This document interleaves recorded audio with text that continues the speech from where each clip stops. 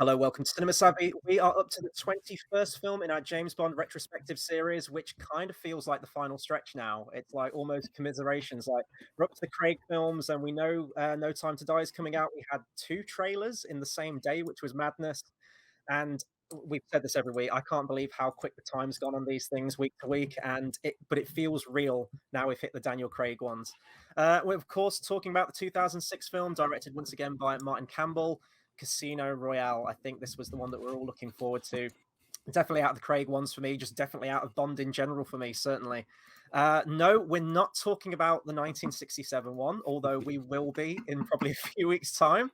And I found out there was also another one from 1954, which was like a TV episode. So I guess this is the third adaptation of Casino Royale.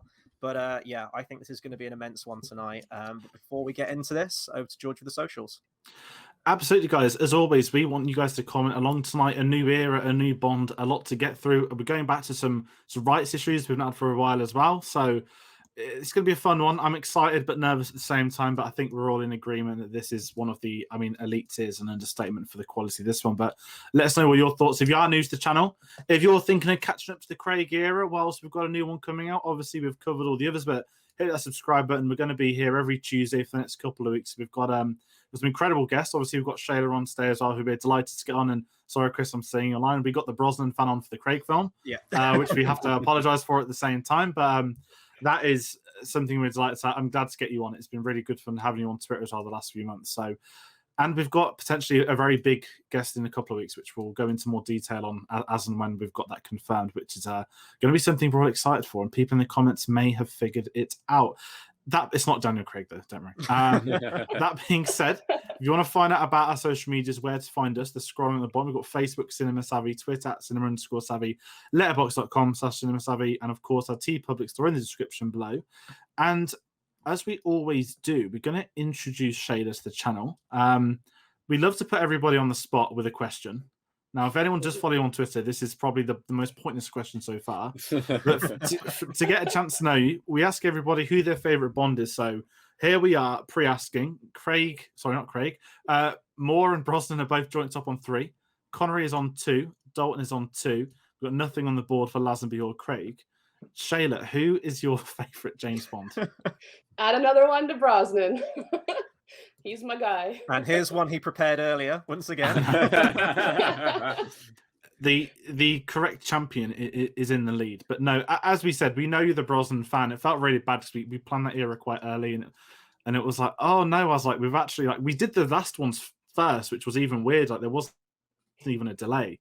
Whereas for the other ones, it's been as and when. But the Brosnan era is very popular, and not long enough it was, which we get to speak about, I guess, as well at some point today. So we'll be getting into that. But as always, Tayte, we'll hit up everybody's first memories. Can you remember the first time you saw Casino Royale? Absolutely. So I saw it a few days after release, and this film, among other reasons, has a very special place in my heart. I feel like I've said that on every single review. I've come on here for all the Bond films. But this was the first Bond film that I saw after I'd seen all of the previous Bond films before it. So between the time of watching Die Another Day and this film, I had seen all of the Bond films fully, completely, became obsessed, had collected the collection, shall we say. And then it was all of this excitement being built around, oh, there's a new Bond. They're going to be completely rebooting it. It's like its first mission again. And for me, that was just the most exciting thing ever. And I went to go see it, not even at my local cinema. I saw it with my grandma and the rest of my family, actually. And I was just absolutely blown away by it. It was my favorite film that I'd watched at the time. And it was just, everything about it was just like a dream come true as far as Bond kind of films were concerned. It was like all of the films building up to this thing, which basically takes it back to the start and does everything that I ever wanted from a Bond film. So I was, completely blown away by the first watching of it. How about you, Shayla? Well, I had kind of a weird relationship with it at first because I was devastated that they basically kicked Brosnan to the curb. So I didn't actually watch Casino Royale until I said 2014 on Spy Hards, but I was wrong. I think it was 2011 or 2012. But it took me that long to come around to it because I was that mad about Brosnan. Wow. I know. But, I was 12 when Die Another Day came out. I was still, a teen. I was young. You're territorial. He was my man. And they did him dirty. So But of course now I'm well over that, and Casino Royale is just, it's incredible. And I'm kind of sad I never got to see it in theaters, but I was lucky enough. I have the coolest uncle on the planet. He flew me out to Montreal with my mom, and we went to go see Casino Royale in concert, where an actual orchestra was playing all of the soundtrack. So that was unreal to share that with everybody, and just to actually see it, and then to see a huge orchestra play all of like the score was crazy. So yeah, I shouldn't have waited so long, but I did. And it was really, it's incredible film. And probably one of the best Bond scores as well. I mean, we'll talk about the music later, but I mean, if you're going to see one in concert, Jesus Christ, like this is easily probably one of the best too. This was my first ever Bond film that I watched beginning to end. And I was trying to think of what the date would have been, or what year it would have been, sorry, when I first watched this film. And I think it was probably around either late 2009 or 2010, probably. We watched a collection of scenes from it in media studies class when I was in A-level, actually. I think it was first year of A-level. And it was like, this is James Bond. This is the new one. And it was, talking about postmodernism, I think, and, writing essays upon essays every single week. But we actually got to watch some clips from it. So I think we watched the chase at the beginning of the film. I think we watched the opening title sequence, and we had like a whole discussion on the connotations and signifiers of the opening title sequence. And I think we watched some of the poker game as well, or one of the poker games. There's many poker games in this film. And I really appreciated like the new aesthetic to it. I was aware of when Die Another Day came out, as I mentioned last week, in the trailers, but I wasn't a Bond fan then. And I certainly wasn't really a Bond fan when I first saw the clips from Casino Royale, but that sort of like sparked my interest in it. And I guess it was because it was a modernized look. And I think that's one of the, the big talking points that we'll talk about this film. It feels fresh. It felt modern. It was sort of like the perfect Bond film for that year and how films were developing and changing.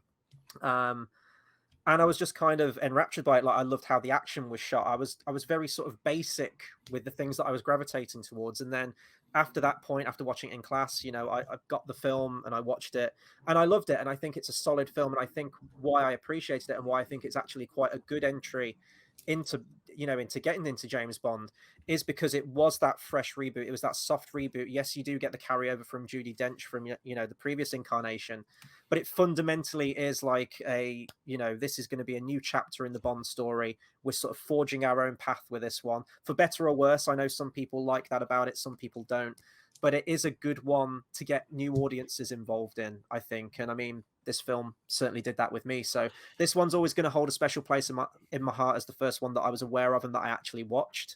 And then since this one, I watched all of the Craig ones. And then it was only after watching all of the Craig ones that I've then gone back. So I'm kind of the opposite to you, Tayte. I've then gone back afterwards. And obviously now with this retrospective, watch them all in the lead up to these again. Yeah, it's really fascinating with Casino. So I was 10 when this came out. Obviously, I knew Brosnan. I loved Brosnan. I loved Die Another Day. Still do. Go watch last week's video. I don't know if I mentioned in the video. So we had it on DVD before we ever had them on DVD. When people would sell you stuff at the beach. Our auntie came home from holiday once. She had like 50 discs, and half of them didn't work. But there was a Die Another Day with Korean subtitles that I had for many years. And then Casino Royale came out, and I didn't know film then. I was 10 years old. I liked Star Wars, and obviously I still do, unfortunately. And I just remember like going to the cinema and I was like, oh, there's a new James Bond. This isn't Pierce Brosnan. And I wasn't aware of I wouldn't know what a reboot was at that age. I didn't even know. I was probably till my teens that it was a reboot. I didn't know anything. I just thought, oh, there's been other James Bond. So this is just another Bond adventure. And I absolutely loved it. I remember like coming out after, I was with my dad, one of my best friends from primary school at the time as well. And I just had a really fun time. And then I don't know if everyone else likes it. You hit an age where, I wonder when the DVDs are going to come out. Because obviously you didn't know that stuff back then. You'd wait and it would magically appear on the shelves at some point. And I had really fond memories of Casino. And I've got a lot to say about Quantum next week because I was at a really interesting age for that film. But I kind of came at this. I didn't have a clue what poker was. And I didn't still really know much until last year when I started doing it in lockdown. I still don't know. I watched this film the other day. Still really don't know what's going on there, but I think I was the perfect age. Had I been 3-4 years younger, I think I might have struggled. And it's going to be a really interesting question across the Craig era is that at what entry point can like younger people watch it like we could with the Brosnan era, like the Roger Moores wouldn't say kids could probably watch the adult ones in truth, but it was a really interesting like viewing piece. And then as the years have gone by, similar to you, Chris, you know what it's like when you study film. It's like, what does it mean? What's this? What's all this about? And essays this, and I'll get to the title sequence later. But I wrote a long essay about title sequences involving a certain Spider-Man film we'll bring up in a bit, as well as Casino Royale. So yeah, first time watching this, I think was a really big time, and as a kind of heading point for what we know is going to come in the future. You know, we're going to be at a point where we know who the next Bond is when they cast it. We know there's a process. We know that there are rumors, there are people that could play it, people that couldn't play it, and all that kind of stuff. So it's really exciting at the age we are now, where when the next one's going to be announced, it's going to be this intrigue and who is it? Whereas to me at the age of 10, it's a new James Bond, and he is James Bond, and he still technically is James Bond for another 4 weeks today at the time of recording. So yes. I don't think there'll be anyone more grateful to stop being Bond than Daniel Craig will be after No Time to Die is all said and done, right? Yeah, I get that feeling as well. I think he's soft. There's a documentary. The day this episode comes out is that documentary release date they're all talking about. So if you haven't already watched Being James Bond, we will have seen it next week at some point, I guess we can say. But I'm very interested because the more I've read into Craig, the more interesting he seems as a person. And I think a lot of his issues get taken out of context, but I think that'll be in the Spectre discussion more than anything. But let's start off looking at some behind the scenes stuff. Now, I'm going to be the first one to say it. We're not A to Z. I don't have an encyclopedic knowledge. I've listened to the Casino Royale episode today. Tom knows that I listened to them after I've seen the films, and there's a lot of rights issues with Sony and MGM, and I still haven't comprehended it fully. I don't know if any of you guys are aware, but obviously we had Die of the Day in 2002, which to me, it was a great hit financially. You've got to say that as well. And I enjoyed it, and other people did enjoy it, and people love Pierce Brosnan, and they still do. And, a lot of things happened, and we get Daniel Craig, which I think we'll speak about in a bit, but a big thing is the rights with Sony. So growing up, I mean, this is kind of a weird offspring last week. Everyone sort of complained about Die of the Day about the product placement. And when I watched Die of the Day, I never really had an issue with it because I've seen it across the Craig era, which I felt is 10 times worse than Die of the Day. And it is the monsters at Sony. Personally, slap Veo on a laptop in this film. Like, you'll never not know the Veo logo with James Bond. Here's a Sony Ericsson phone. And anything Sony they did, and even when we laugh about it in Spider-Verse, when he had Sony headphones and it was an animated cartoon, and they still managed to get product placement in. But the big thing of this is that I'm going to try and power through this. MGM owns the rights to Spider-Man without getting into a Marvel retrospective or Raimi, maybe next year for the 20th anniversary, who knows. And Sony, I think, wanted those Spider-Man rights, and Sony owns the Kevin McClory side of the James Bond rights, your Thunderbolts, your Spectre, all of that kind of stuff that's been legal lawsuits for however many decades. And essentially, a deal was made between the two where MGM gave the Spider-Man rights to Sony, Sony gave the Bond rights to MGM, or they each paid for it as like a transfer swap in football terms. And essentially the deal was done across a 5-6 year period. We obviously get the Raimi Spider-Man trilogy thanks to this and many other things. And Sony, and then obviously MGM gets the Casino Royale rights for the book. And then Sony ended up buying out MGM anyway, so it was all a bit pointless in absolute Disney terms. But that is a very small insight into the behind the scenes. I want to ask you guys, I feel like I've been talking for ages. Did anybody know any of that? Because this traumatized me yesterday night when I discovered that the Raimi verse could never have been. No, that's such a weird kind of tenuous link between those different things. And it's something that's always been kind of going throughout the entire Bond kind of saga. Whilst we've been going through the reviews and stuff like that, it's almost like every other week there is some kind of rights issue and stuff like that. And I know that comes with a franchise that goes on for 20 plus films and 60. stuff like that. Oh, sorry. Yes. Oh yeah, I was just saying, but it's just something you kind of expect now. But that's probably one of the weirdest ones there, especially because they ended up buying MGM anyway to get just the Bond rights. And it's one that completely makes zero sense, but it's interesting that it happened. I think, for me as well, Spider-Man at the time wasn't that big, was it, in terms of films and stuff, until the Raimi films came out, and it was just like, this is what we can do with superhero films. Let's that and X-Men when they came out. So I mean, there are certain things you look back in history, and me and you, George, we were talking about this earlier today. We were trying to think of some other examples as well. There are some things where you look back when you hear news like this, and it's just like the planets aligned and everything happened as it should do. Because we got the Raimi trilogy, and that's why I keep telling myself now with the current Spider-Man trilogy that everything's happened for a reason, because we're getting Tobey Maguire back hopefully in December. So I'm not going to Shanghai this into a Spider-Man discussion. We'll talk about that next year.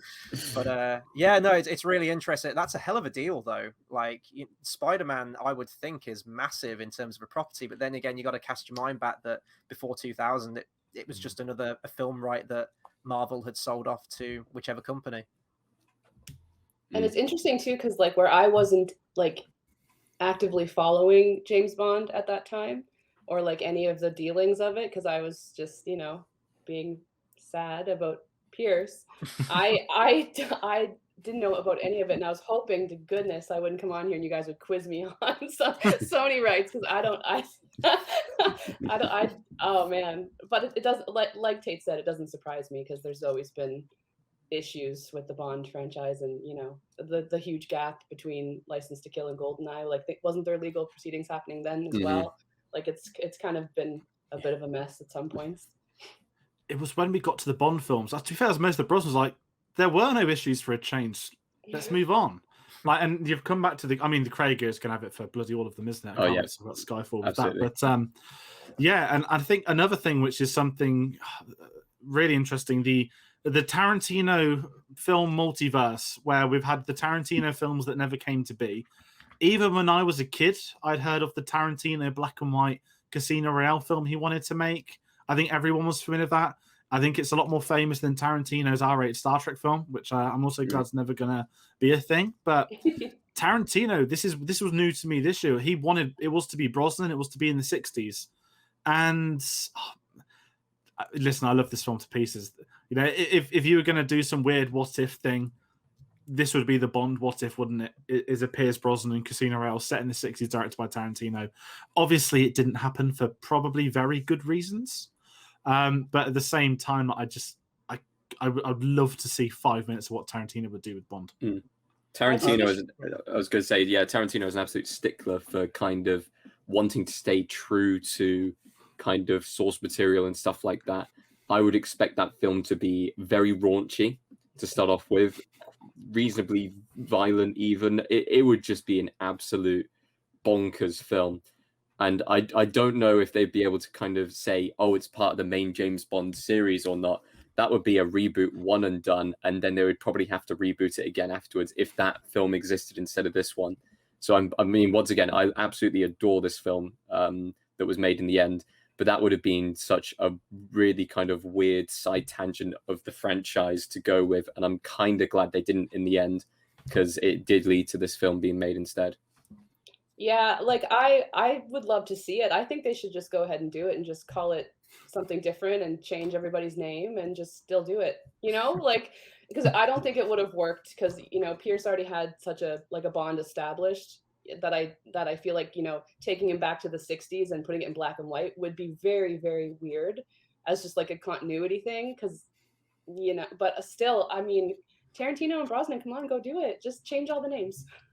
I mean, if we ever got Tarantino on, I'm guessing that he would vote for Brosnan as well as his favorite Bond, because he said that he would actively refuse to make the film unless Pierce Brosnan did it. So I think he's a Brosnan fan, definitely from that. But I was just reading this here. It's not a direct quote, so it's off Wikipedia, so take it for what it is. But doesn't this just sound like the most Tarantino thing to say? So apparently, he's working behind the scenes with the Fleming family, and he believes this is the reason why the filmmakers finally went ahead and made Casino Royale. With him doing that behind the scenes, they got the idea. Isn't that just like the most egotistical Tarantino thing to say? Like, come on. I believe it, though. I believe if they've got those rights back, I mean, sort of, to make sense, here's a new Bond. Filmmaking landscapes changed in 06, which I guess we'll get to the Mark Campbell stuff. Batman Begins being a massive, I think, big deal for this film, which obviously I wouldn't have known about 2 years later. And I see where Tarantino's going to go. I think it's very... I'm with the Fleming family. That's as Tarantino as it's going to go. He probably invited himself around for a cup of tea or something. I was like, me and the Flemings are pals. And like, what he's like when he gets off on one. And I just, I mean, I love Brosnan. Pre-Kill Bill then, wouldn't it? Because Kill Bill was no, this was, wasn't it? maybe around the same time. So around the same time, yeah. If he'd have been making this, he would have done Kill Bill or something. There's black and white scenes in that as well, isn't there? It's been a while. Yeah, there is. Yeah, it would have been non-linear. It would have been all over. It would have been in chapters. It would have been all over the place. It'd be great. In an alternate world, I mean, he's got a lot of things he could have done, didn't he? He could have very easily kept the scene we're going to talk about later on with a certain chair and a certain piece of rope. Yeah, would have probably stayed in the film. That's I can't wait. This is going to be such a fun video. And then I guess we've got to round off with the big one, other than Craig being cast, the return of, as far as I'm concerned, the best Bond director, Martin Campbell. 2 for 2, 2 different Bonds, both Bond opening film. I have no idea how many filmmakers could probably pull that off, to only do 2 films in a franchise and them essentially both be reboots that aren't even the same, that couldn't be any further apart. If you put every Bond film on a shelf, pick GoldenEye and Casino, you wouldn't think it's the same director more than probably most combinations. And I believe that the Broccoli's kept asking him to come back, and he sort of declined on them. And then of course he wanted to come back for this, and I know there's been recent talk of him saying he'd love to do a third one with a new Bond. I want to get someone new in, as horrible as it sounds, talking about one of the best Bond films right now. But as far as I'm aware, he's directed the 2 best James Bond films from my point of view. And what an absolute coup. And also, I hit an age where I was shocked that, wait, the same guy that did GoldenEye did Casino Royale. Like, I don't know if anyone else ever had that moment. But I think he's an absolute warm-up for this film. Like, the film can't work without him, I think. He's that good in it. And he was on board before Craig was cast as Bond, which is a very interesting thing as well. Yeah, I want to go off the point there that you said that both of them were basically reboots, because you could kind of see GoldenEye as a complete reboot of the franchise. I know that there was difficulties after License to Kill, and License to Kill almost killed off the entire franchise. And then, what was it? Die Another Day basically killed off the entire franchise. So you're left with like Martin Campbell coming back, and then essentially rebooting it, but also doing just as good a job, if not better, than he did the first time he went and rebooted it, which is just absolutely mesmerizing. And you're absolutely right. It's like it's 2 different directing styles, but it is the same director. And there aren't many things that you could carry across where you could say, oh yeah, that thing from that film is very similar to this thing from this film, because it's completely not. The car chase that they have in GoldenEye is completely, well, it's a tank chase really, but it's completely different from the car chase they have in this film. It can't be any completely different. But I also want to go off the back of the other people who made this film, because it was edited by Stuart Baird, who is a fantastic editor. He edited Superman the movie, so that's already up there on Chris's list of films. Oh yeah. Edited Die Hard, edited Lethal Weapon 2, loads. You look at his list of films that he's done, and it's been absolutely fantastic. You look at the cinematography by Phil Mayhew. I want to say I'm pronouncing that right. And his cinematography, he also worked on GoldenEye. So you can see they brought back the same cinematographer. It's almost like it's this super team that has been assembled to essentially make this film with Martin Campbell at the center of it, which is absolutely fantastic. Absolutely. But I just watched it last night, and there was some things I noticed that I felt like carried over from GoldenEye to Casino, which I like appreciated. There was like, the close-up shots of Craig's eyes, and like Campbell did that a lot in GoldenEye. There was close-ups of Brosnan's eyes.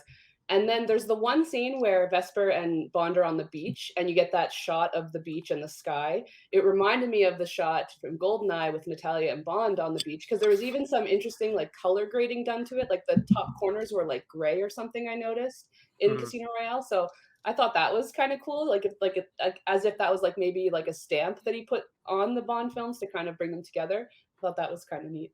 I do think this beach scene, though, in Casino Royale is much better written than the one in GoldenEye. And I love the one in GoldenEye just because of how random and out of place it is. And at least it wasn't like a post-apocalyptic nuclear sky in this one as well, with the color grading. I think they cranked the saturation up like way too much in GoldenEye, I think. I mean, in terms of it being the same director, I think I only found out doing this retrospective. I mean, I feel like very much a novice to like the Bond franchise, even still kind of, only watching through most of them once at this point. But absolutely, if you look at GoldenEye, having seen GoldenEye now, the reputation that it was held up to, and watching the film finally, and then seeing this one, it's night and day. It reminds me of, like John Glenn with License to Kill, the hard-boiled drug film, that the 15 rated one, the mature rated film. was the same director as like A View to a Kill or Octopussy. And it's mad to think, you know, when they get those directors in that do multiple James Bond films. But I think this is more of a unique occurrence with this, you know, with the director from this one, in that he has done 2 reboots from the same franchise. That must be so difficult to get yourself in the headspace there. And I know it's not just him, you know, it's a team of, you know, creative people and screenwriters and producers and everything like that. But just his approach feels so different and feels so modern, in which was what, like a decade, wasn't it, between GoldenEye or so, I want to say. It's so impressive, and as I said, it feels like the film that was needed for that time.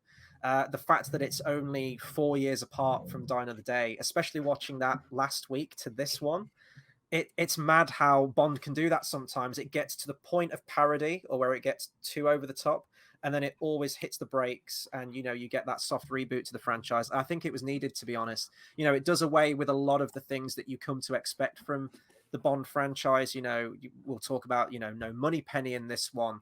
There is some womanizing in there, but like the opening title sequence doesn't have, like, you know, the silhouettes in it. But it still manages to capture the essence of Bond, I think, despite being an origin story. And by the end of the film, when you get to that point, I think it still hits the same beat. So it feels like a very bold film and daring film, in that they are going for, I'd say, more of the action orientated crowd, like that modern blockbuster feel to it. It does feel like that. It does feel inherently different in style, aesthetic, and pacing and editing, as we talked about, but it still feels like a Bond film in many ways, despite not carrying over a lot of the same things, which I think is really unique to it. Yeah, no, that's a really good starting point. I like sort of getting into it as well with the pre-credits. This is an origin film, and, you know, I just kind of said, I never knew this was an origin film until I was much older. That because James Bond has always been the guy that pops up, and you know, he comes out every couple of years, and you get a film, and it never comprehended. I didn't know what origin films were. It was probably, I'd say, near 08, 09, I started figuring stuff like that with like Batman Begins. Like, oh, it's not the same Batman as George Clooney was back then. So it's really interesting seeing that approach. But really quick, because we said about reboots, I'm trying to think of a director that's rebooted the same character. I don't think it's ever been done. Rebooted the same character in the same franchise. I mean, all I can think of is Hans Zimmer when he politely refused to compose the Batman half of Batman v Superman. It's like, I can't do what I've done for this character, and it's incredible that someone can do that. So anyone at home, comment if you've got someone. Reynolds Deadpool as a character or an actor? Yeah, kind of. Yeah, I guess you could kind of say that. But anyone that has one, because we'll be thinking about this for ages, just comment it, please. I'm looking at my DVD shelf for inspiration. George Miller for Mad Max Fury Road. Is that a reboot? Like outright reboot? I'd say it was. Different characters. Well, same characters, but different actors and completely different style. And that's great as well. We love Mad Max.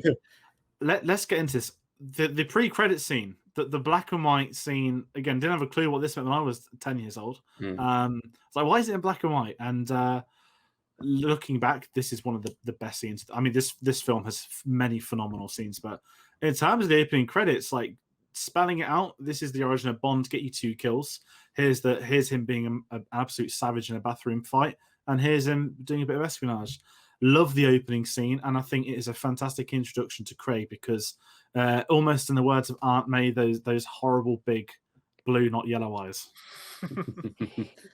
Yeah, no, this is a brilliant introduction as Craig. I know we'll talk about Craig in a second, but for this scene at least, there's a fantastic video on YouTube made by John Boyes. I want to say that's how you pronounce it, maybe John Bois, which is talking about TV shows and film post 9/11. Now, I know that we've had Die Another Day, which was technically post 9/11, but it didn't feel like a film that was tackling the kind of grittier themes and the way that TV has gone and film has gone since then. Because since then, we've had shows like 24, which kind of really propelled that forwards with the kind of grittier nature and sending that kind of theme towards TV and stuff like that. This film comes after 5 years of that kind of brewing and developing, and films getting a little bit darker, deciding not to be as silly, and kind of spy, espionage, action thrillers, or anything that comes close to those subjects becoming more brutal and more violent. We've had the Bourne films, which kind of interject and kind of go past this as well, and the style of action that's brought in there, and that's obviously been influenced and will influence this film. And I absolutely I love it. I absolutely love it. The one criticism of the entire Craig era, though, I've had is that it is too much like a kind of Bourne film, and it's almost going too far towards that direction. However, with this first film, when it came out, it felt so fresh for the franchise to take it in a slightly different direction, and having that kind of black and white gritty feel, the choice of having it in that black and white kind of not showing the blood or anything like that just adds an extra layer of kind of coldness to this character that we've never seen before. He's completely fresh. He has absolutely zero emotions attached to himself, and he is getting his license to kill. And that is such a great way to introduce the character. Yeah, it absolutely is. I don't even have anything really to add to that. That was like beautifully said. But that's the main thing I do love is the black and white, because I love that it's a way of showing like this is him before his license to kill. Like this is a completely different, like you've not seen him like this before. We've only ever seen him with his license to kill, unless he, he leaves and like in License to Kill, where he's just like, nope, guys, I'm going. I need to go avenge my friends. So yeah, like it's beautiful and it's so well acted, and like right from jump, you're like, oh, okay, yeah, okay, I see you, Daniel Craig. Like, he brings it, and man, I can't believe I waited so long to watch it, but like it's really, really incredible. The only thing I don't like so much, which this is like kind of attached to the gun barrel, which is all kind of attached in the same scene, is just the blood, the dripping down blood of the gun barrel.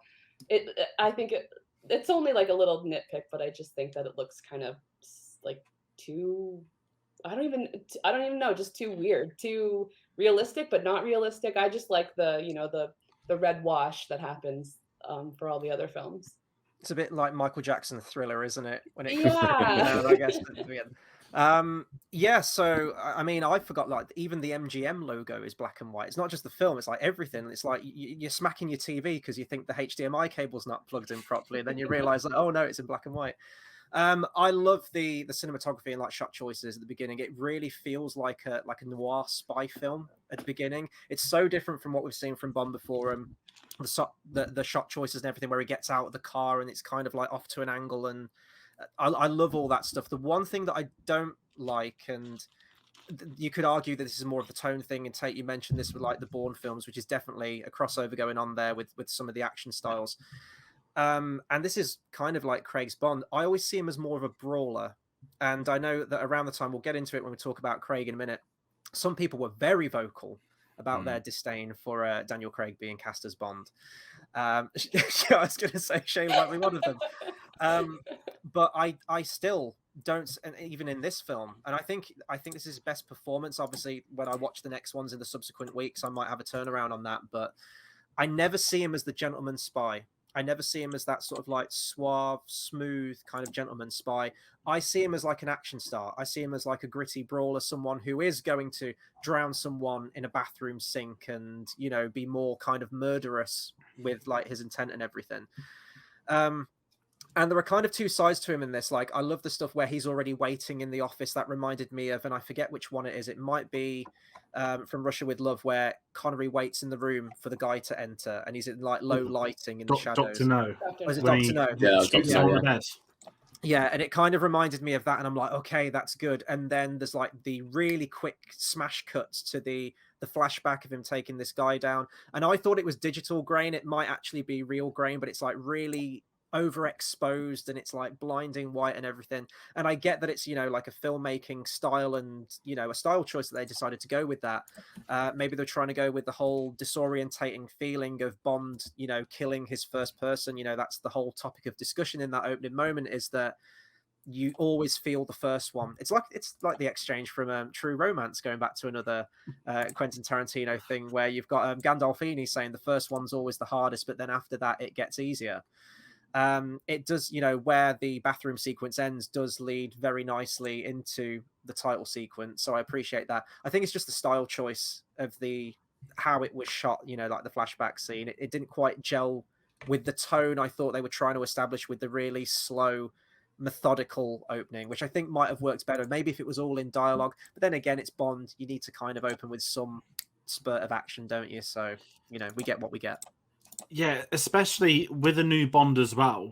I think we left the Roger Moore wants him in bed. Obviously, Connery's. You're probably never going to top that in truth. You've got Goldeneye, the incredible sequence.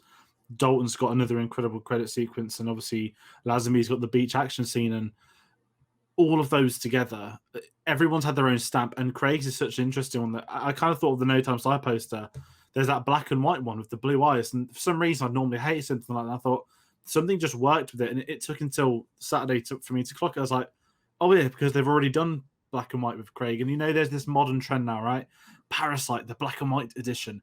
Mad Max Fury Road, the black and white edition. Logan, the black and white edition.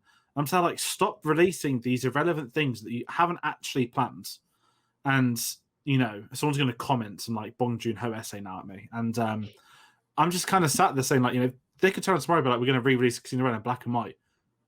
Probably work better than most of them would. Still don't want it or need for it to be in black and white because you just don't need to. But that's a little tangent aside. Talking about Craig, though, getting into it, because I think it's the perfect time to do it. Again, being 10 years old, you don't have a clue people haven't talked to this guy. I remember, do you guys remember News Round? Back in the day with Lizo? I remember it being on the news like, this is the new James Bond. But I had no knowledge. I didn't know who he was. I said, oh, okay, it's James Bond. And as I've grown older, I've seen the awful Thames photo shoot, the press conference, if anyone's heard of that, where he was filming somewhere in the world. They flew him into London overnight. They did a massive unveiling by him being put on a boat, getting driven down the Thames on a speedboat. And it looks awful because he's got bleach blonde hair for a film he was doing. It's long hair, and he's got a massive puffer life jacket on. And it just looks one of the most awkward photo shoots. And I could imagine if this was done tomorrow, and it's an actor I haven't heard of, I would honestly be like, this guy's Bond.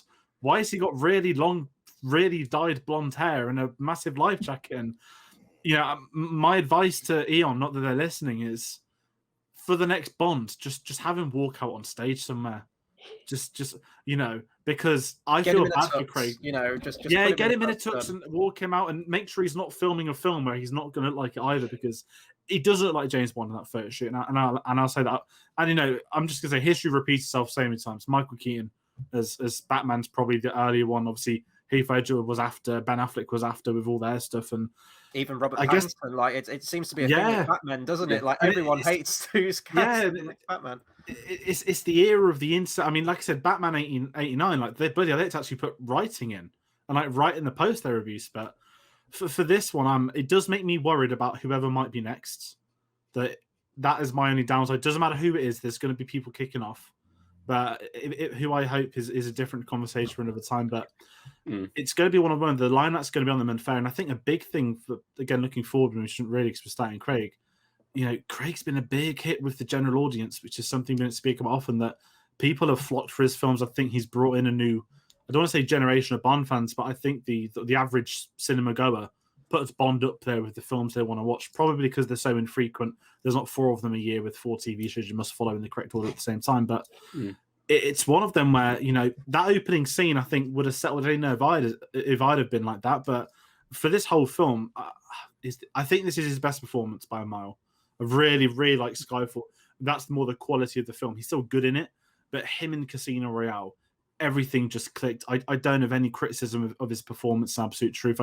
I don't think he's awkward with his lines. I think the scenes they have for him work really well. It's a sort of side piece that, how we spoke about Dalton, that you look at his first film and you can sit there saying Brosnan would have done that line so well, because we knew it was going to be Brosnan until they brought back that TV show. So Craig came on after the script was finished, which is probably one of the most important things. And he only took the role after reading said script. Same with Eva Green, who we'll get to later on. But I think Craig nailed it.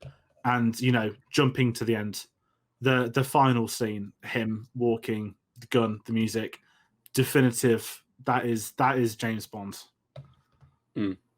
I believe he got this. Did he get cast for this film straight from Layer Cake? Because I'm assuming he did.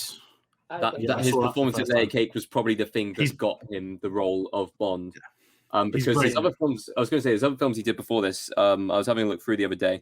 Didn't realize he was in Lara Croft Tomb Raider. That's going to be a fun one to rewatch.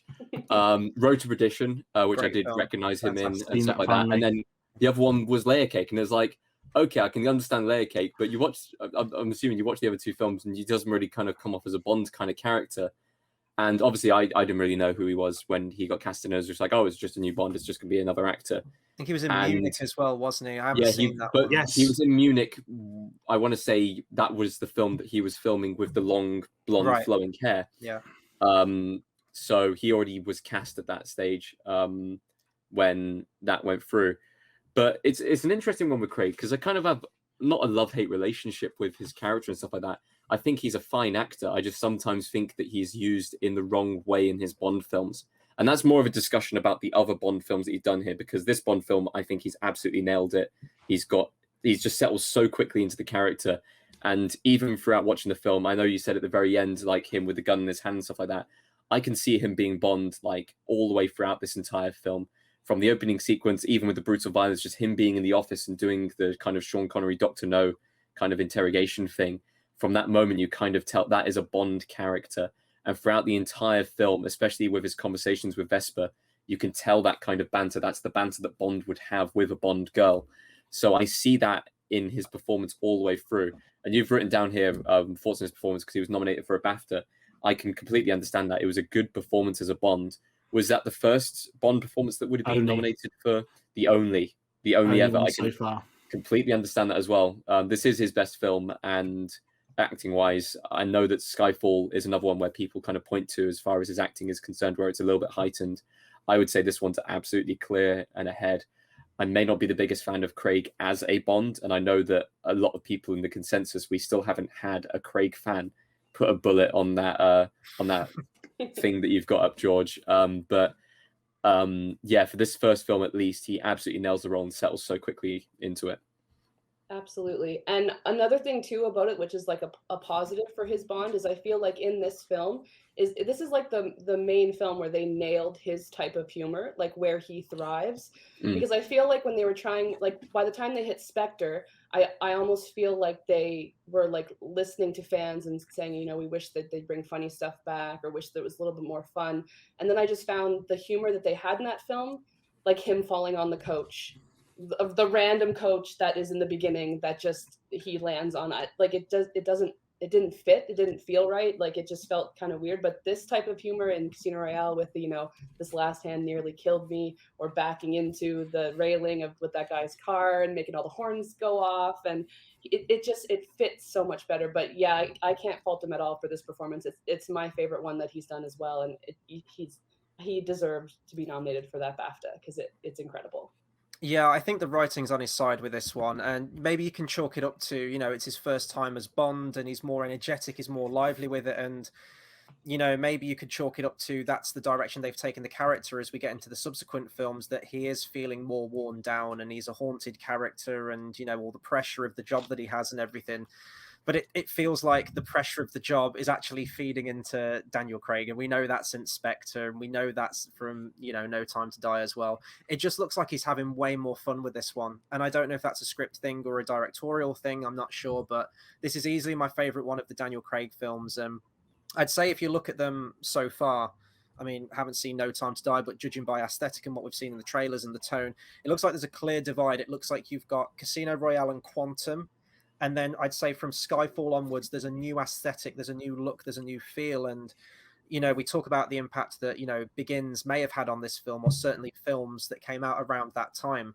But I'd go so far as to say with, you know, The Dark Knight especially, not just on the Bond franchise, but films in general. But we know that Nolan, you know, is very much inspired by Bond films and is a fan himself.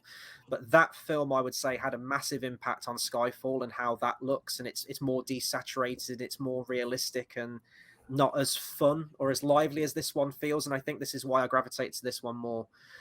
What's interesting is looking at some of the actors that were in the run to play Bond, because I think someone said there was a list of like 200 names. I don't know if that's true. I've never looked this up, by the way, so this is going to be eye-opening. Carl Urban. Oh, I don't see it. I don't see it. Is this where I might get called being a racist? Where I've reached. How I've dare reached we this have point. a Kiwi? Like, no, I love Carl Urban. I feel with Bond they've settled on the British actor thing now. Like we've had a Welshman, we've had 2 Englishmen, we've had a Scotsman, an Irishman, we've had 1 Australian, but they are in Eurovision now, so maybe there's an exception to be made. But it's really, this is a really side piece, and people might hear. I get really like Hugh Jackman was linked as well. And I'm just sat there like, love you, Hugh, but your Wolverine at this point in time could never have happened. Way too big. And I know he wasn't as big then as he is now, but the list of Bond names, I feel as if it's like what we've had the last like 3 years. It's like, here's a new, is it Bridgerton, right? I don't know the name of the actor from it, one of the standouts. And every week Jean, that's him. And every week he pops up on some Facebook feed because it's all Bond or like, you know, AI augmented now. It's like, this guy's a running for Bond. And I was like, no, he could be, but Bridgerton's new, it's hyped, and he's the hype merchant. And Henry Golding's one of them as well, which maybe I'll discuss later in a later video about who I want to be Bond. But Snake Eyes has come out, so it's all about Henry Golding. And I wonder if this was a thing back then, because, you know, I said we're all experiencing it now, like being in the know. It's like Idris Elba's is probably like the most obvious one that never happened, who would have been perfect. And now I'm going to get called ageist. When the time comes, he will be too old. Fantastic action actor, but you need someone that can carry this for 10 years, essentially. Sorry, Chris, I don't know why I cut you off, but my tangent of the Bonds. It's fine. There is one who you can speak about first, so I know we both think. So I was just reading here, Carl Urban was considered, but apparently was unable to make the screen test due to filming commitments. I don't know what he was doing around that time. Lord of the Rings was done and dusted by 2003. Had Riddick come out? I remember him in Riddick. Oh, did he have to pass up Bond for Riddick? Oh, probably gambled on the wrong horse there. He was in Doom, right? I've not seen many Carl Urban films. We've got another, George, you're going to get on your high horse with this one. From across the pond from the Kiwis, we go to the Aussies. Sam Worthington. Do you remember him? When Hollywood was trying to make him a thing, you know, Terminator Salvation and Avatar. And, you know, we've got Avatar 2, 3, 4, 5, 6, The Revenge, or whatever it's going to be called. And then there was a Scottish actor, Dougray Scott, who played the villain in Mission Impossible 2. My favorite it's not my favorite Mission Impossible film. I love that film. A lot of people don't. So do I, Chris. Thank you. Great. Thank you. It's great. Bloody marvelous. John Woo, absolutely love it. And then the main name, who was so close to getting it, Henry Cavill, who I know that we've championed for a long time. We have seen that guy in person, in a tux, no less. That man is a specimen. He is Bond. Like, just looking at him, he is Bond. But apparently at the time he was 22 years old, way too young for the role. I think that was what was the case of that? Was that was it Dalton who was considered way before, wasn't he? He was too young. I'm not sure if it was on Her Majesty's.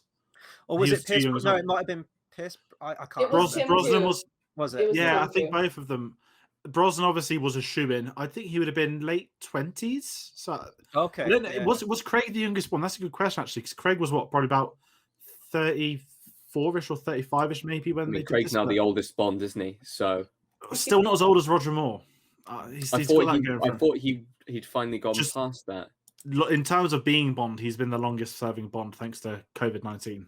I guess that's not strict, but what I will say about Craig, though, just really quickly, which surprised me, actually, I didn't know this, and this kind of puts him sort of level with Dalton for me. In preparation for the role, he read every James Bond novel, so he got in the headspace. And another big thing as well, which is cool, going back to the Munich thing I just saw, on that film they had a lot of British Secret Service agents who were advisors on the film, and he got first-hand experience from them, hearing them talk about things. And Craig mentioned that one of his biggest inspirations was that Bond has just come out the service and he's a killer, and he says there's a look in, you see, like a British agent, like their eyes, like you can tell that they're scoping the entire situation constantly. They're looking for exits, you know, you can tell there's like something behind the eyes, and he wanted to bring that into the role. And, you know, we've talked about those beautiful blue eyes during this whole film, and I think he brings that. I think you really get that sense, and he brings a lot of emotions in this film. You have the opening scene where he's you know, he's getting towards that detached stage, and we see that progress from the first kill to, again, another scene where he suffocates someone or drowns someone, you know, suffocates someone. And then by the end of the film, he is just completely detached. That's his arc over the film, and I think that's presented beautifully in one very nice, neat little package of a Bond film. And that's why I think, you know, this is almost up there with On Her Majesty's for me, as like a kind of one and done. You can just watch it as its own thing. Everyone gets a complete arc, and I think, you know, as an origin, I think that was like a really bold decision and a really good one that they went with an origin film, because we haven't really seen that before. And it shows audiences something new. This isn't the refined James Bond that you come to expect that's going to be saving the world. It's kind of like one of his first missions, maybe.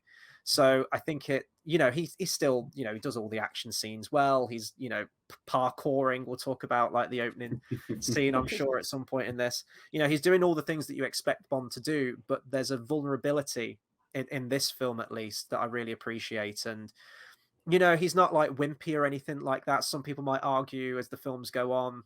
But I think that this film, it works for the origin story because it does show that he's human at this point in this film. He does feel very real human emotions and his attachment to Vesper, which, we'll talk about that at the end and that twist. And that is the catalyst. That is the origin story of the detached Bond. He's never going to get romantically involved with anyone else, at least not until Spectre and maybe into No Time to Die. But that's a discussion for another time.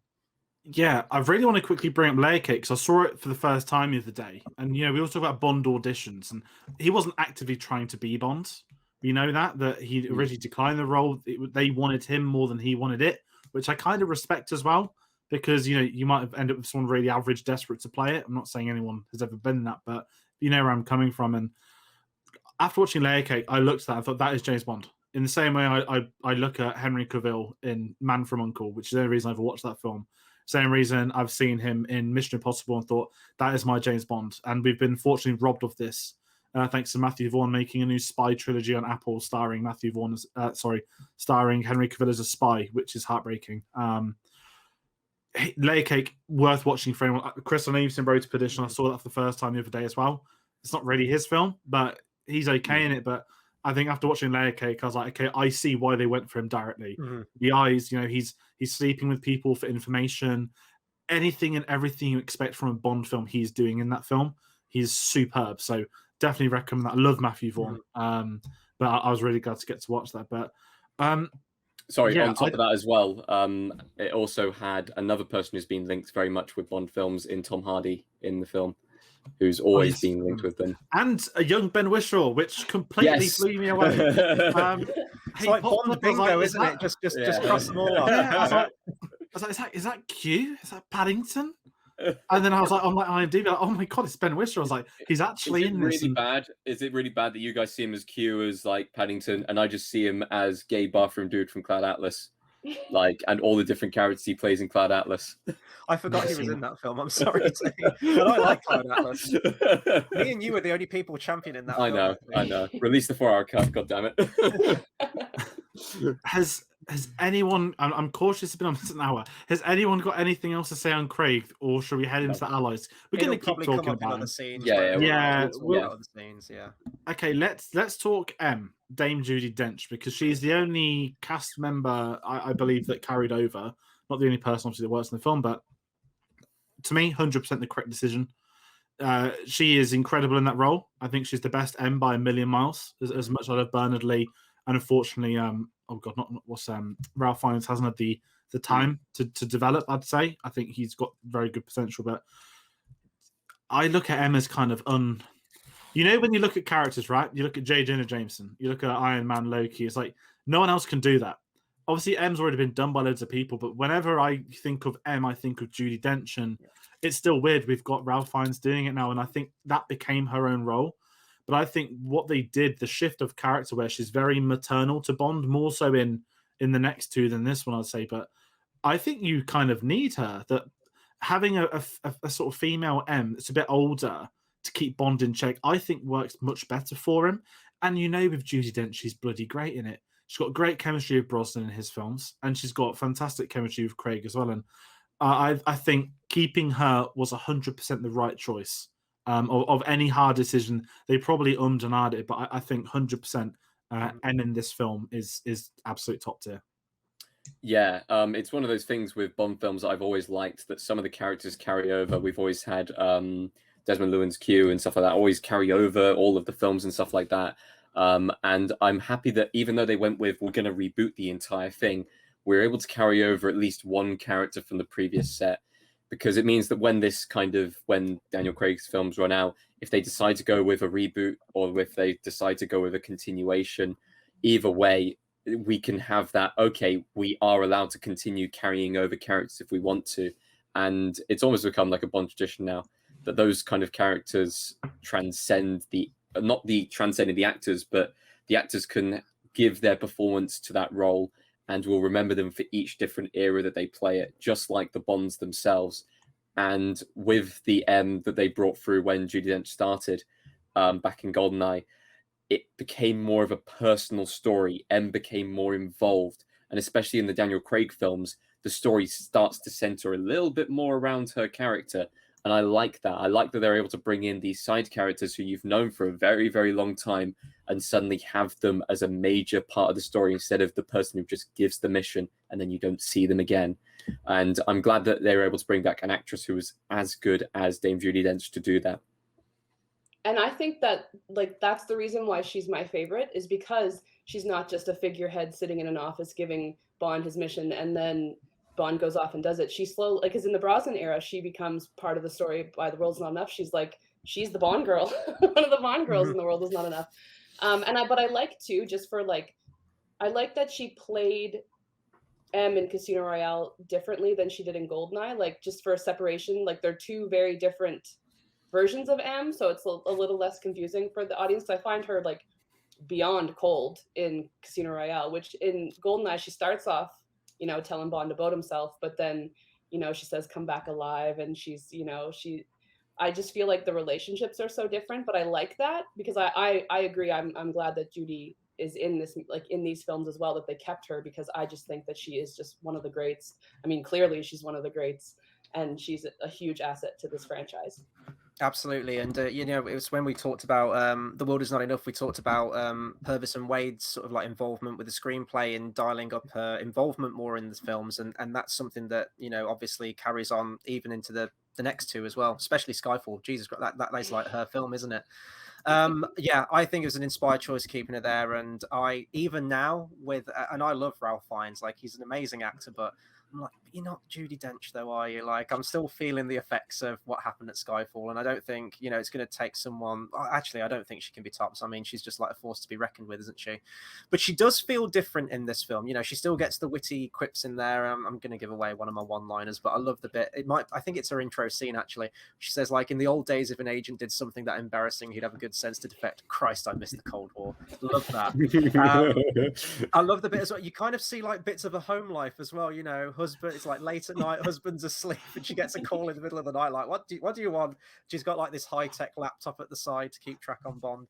Love all that stuff. But by the end of it as well, and there are moments where you could say that deep down she does really care for Bond, you know, but Die Another Day, like, my God, that was like probably her at her most ruthless out of all the films that she's done before that point. The final exchange that she has with Bond is probably one of like the most heartfelt and human interactions I think we've seen of them. So I think we get more of that in this film. I think if it had been the other film, she'd be like, oh, chin up, Bond, like, you know, get back here and do your mission. But she really feels like she genuinely empathizes with him in that final moment. And that's a real moment. And I don't think we've seen the character of M go as far as that until this point, I don't think. Yeah, that's a really good point, Viren. She's kind of, I think because she's so likable, because it's Judi Dench as well, when she's giving him the life lessons, it feels earned, that not only is it maternal, but what she is telling him is also relevant to his job. And, you know, when he gave his notice, and she's like, we'll speak about that later. Mm-hmm. And it's like, she knows what's important. And I think their working relationship, and for them to build it further over the next two films, I think was a really smart thing to do. And we'll get to Skyfall when we get to it, but I'm fine for M being further central to the plot point, you know, as a one-off 50th anniversary special event film. I think it worked so well, but what that film did with Silver, which again, I'm going to hold off because I could go on for hours. We'll hold off for a couple of weeks, but no, I think M in this, and also you look at it and think no one else could have played that role. For the reboot as well, the way M is, I just can't see any actress doing that, or actor in absolute truth. There's something about Judi Dench which is just warm. And I think that's what you want, and Bond needs that next to him. He can't have another sort of cold-hearted Bernard Lee, you know, having a go at him and stuff like that. I think he needed her, which is a really good thing. And talking about things he needs as well, I am absolutely fine that there is no Q or Moneypenny in this film.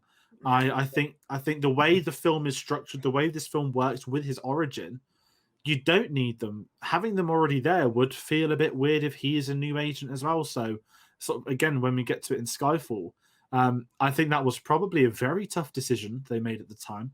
but I think the correct decision as well. And I think when you do get to it in 2012, you kind of you're wanting them because they've not been in the first two because he was a new agent. So I think it's something that's worked really well over the Craig era is no Q or Moneypenny. But I'd be shocked, again, 2006, if someone was like, there's going to be no Q or Moneypenny, I'd imagine people would have probably rioted as well.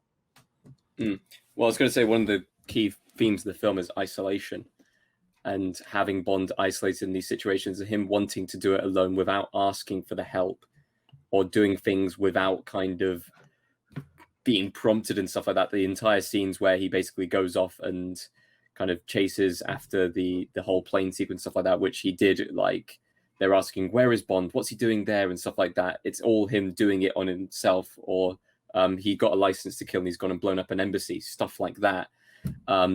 Without having Q or Moneypenny, it feels a lot more raw. There's not as much support behind him, and he is doing it on his own. And I like the fact they introduce both Q and Moneypenny later on into the series. But I think for this first film with a reboot, it's very, very nice to not have their kind of presence there, because then it would feel immediately like it was, it's just back into the same kind of, he's going to go to Moneypenny, he's going to flirt with her, and then he's going to go into the office and go speak to M, get the mission, then he's going to go to Q and get the gadgets. The fact that that was kind of bucked so hard by removing those two characters and introducing them later on, I think it helped with the introduction of this Bond, especially with people who are being introduced to this film franchise from here. Chris, I don't know if this was similar for you, but if they introduced those two characters and having M and Q and having those numbers and letters and having Moneypenny as well, would that almost be like too many characters being introduced on the hero's side and too many people to remember, especially when we have people like Matthias and Villiers also introduced into this film? Yeah, Chris?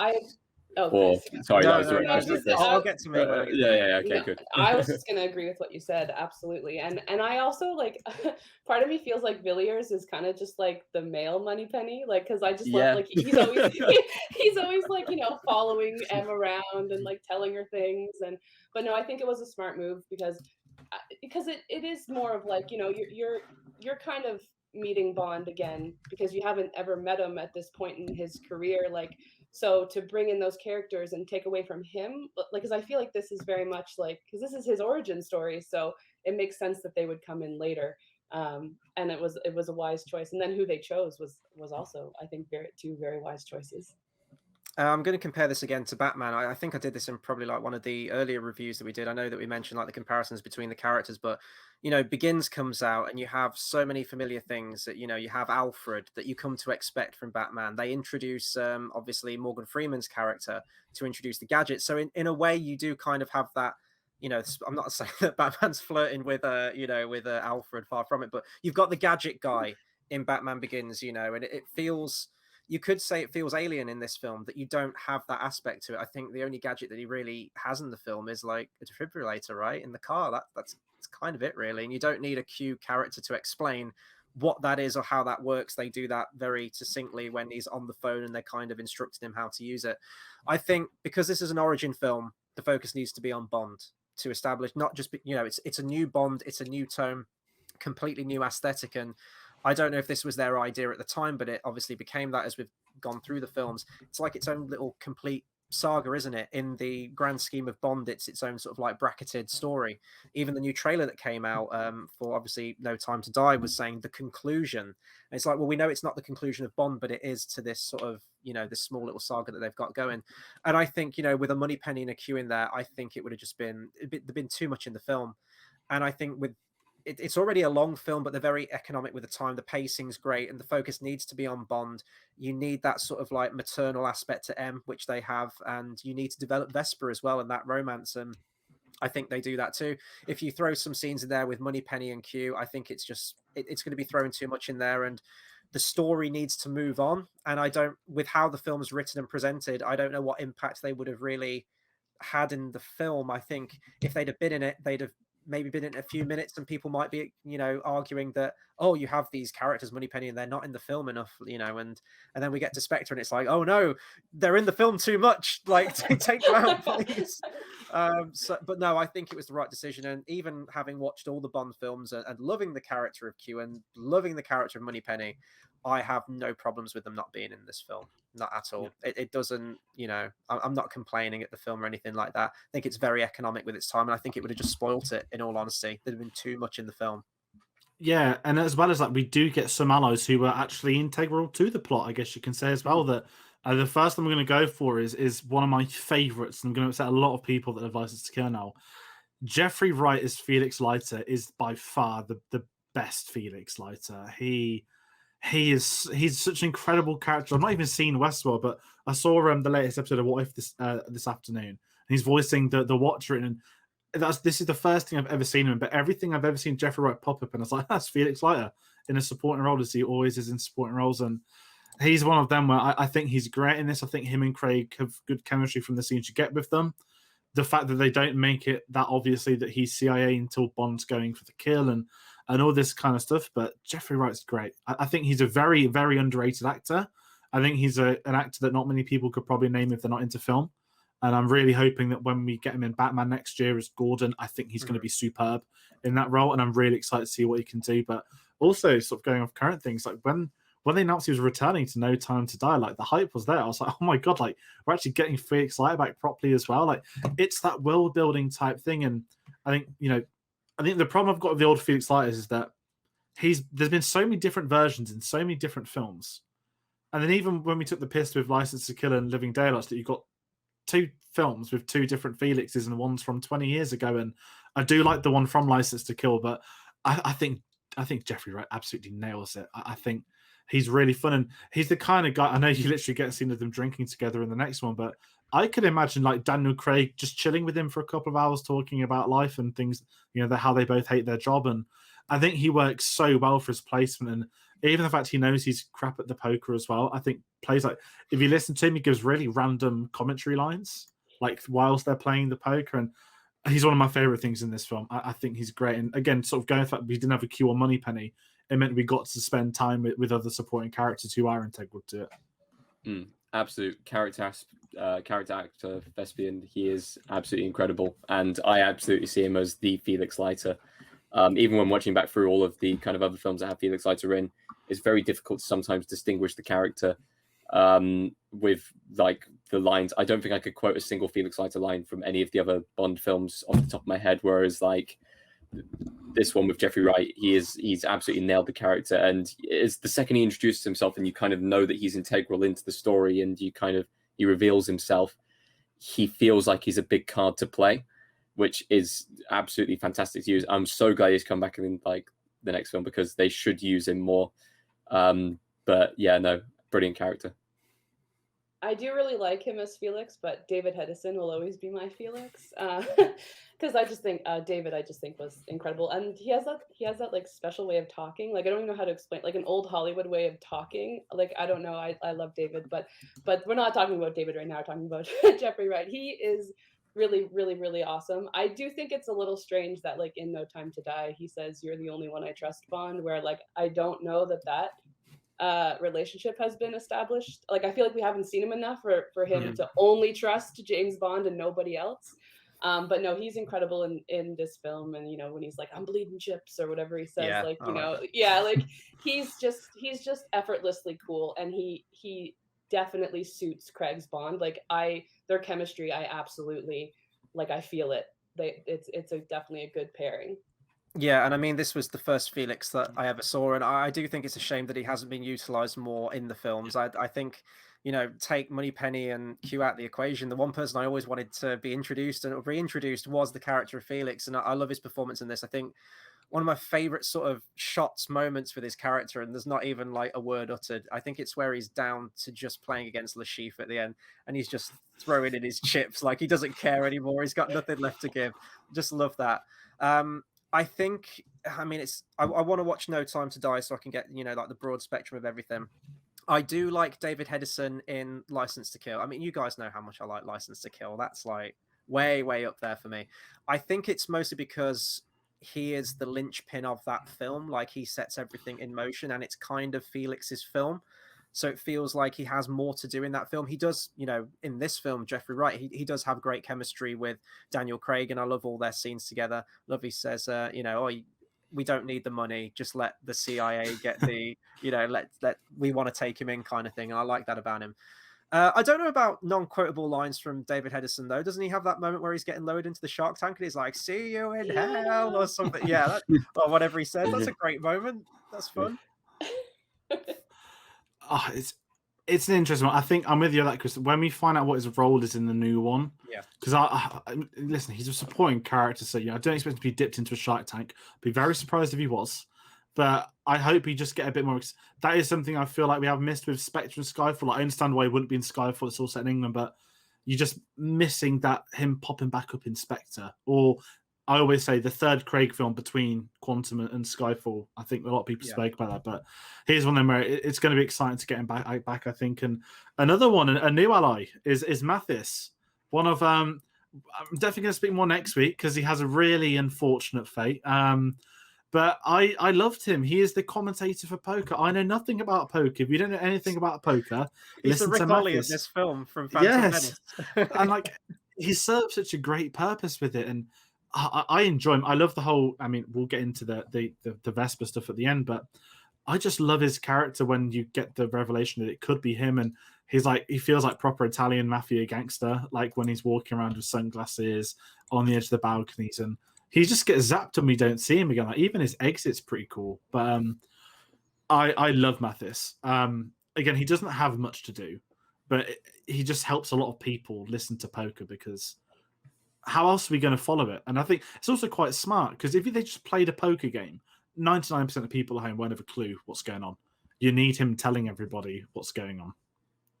Yeah, it's one of those characters where normally I absolutely hate exposition characters who are just there to literally explain what's happening on the screen. But this character feels like there's more to it, especially with kind of the stuff, the way that he's kind of introduced, where they're sat in the square and he's like, "This is the old chief of police behind me," and stuff like that. He's really corrupt and illegal. So we basically told his second in command that he's being corrupt and illegal, and now we now own the police. It's just like, I like that as a character and stuff like that. And even though for most of the film he is literally just explaining the rules of poker, or like just kind of explaining exactly what's happening on screen and stuff like that, I still think it's a needed character. And yes, his role is absolutely much bigger in the next film. So I'm happy that the character continued across. I kind of feel like he's a little bit too much of the exposition guy. Just like I like poker. I don't totally know how to play it, but I feel like it's because I think they were gonna go with Baccarat, whatever it's called, that other one that they're I don't know. Baccarat? Baccarat, is that what it is? I don't know. Baccarat, yeah. Thank you. But they thought that would be too hard to follow, so they went with poker, I think I remember reading. And so I do really love Mathis though, and I think he's a great character. I just, near the end of the poker game where he's just like, Bond has to do this and then he's gonna do this. I'm like, God, okay. I know he has to win. But no, I love Mathis, and of course, I'm kind of sad with where his character ends up, but what can you do in this spy world? The thing is, I really love the actor and Giancarlo. I think he brings a real subtlety to the performance. He's kind of funny, and I like the chemistry. He's subtle in performance, but the script isn't subtle at all. And I never realized how bad the exposition was until rewatching it. I remembered some lines, and I knew that his character was to provide that function and that function alone, but it's just where he keeps turning to Vesper, and it's just like, she probably knows. Like, why are you telling her all this? He's like mansplaining the rules of poker. He's like, oh, this is the woman's game. I'm going to tell you. It's like, Bond needs to go all in to match this guy. It's like, I know. And it's really frustrating because I love poker. I absolutely love poker. So I get that you need to kind of explain it to some people who aren't familiar with the rules, because I remember seeing Pirates of the Caribbean Dead Man's Chest for the first time. Weird tangent. When I first saw that Liar's Dice scene, it goes on for about 10 minutes. I didn't know what the hell was happening, and I didn't know what the hell I watched afterwards. Later on, I learned the rules. When I watched that scene now, I'm like on the edge of my seat watching it. So I knew the rules to poker, watching this film in full. And I still have this, like, I'm so invested watching the poker scenes from this. I'm like hanging on every move. It's shot fantastically. The tension, it's like, going back to the Tarantino thing, I think he would have done tension very well as well with something like that. but it is so frustrating where every single thing is getting spelt out by Mathis.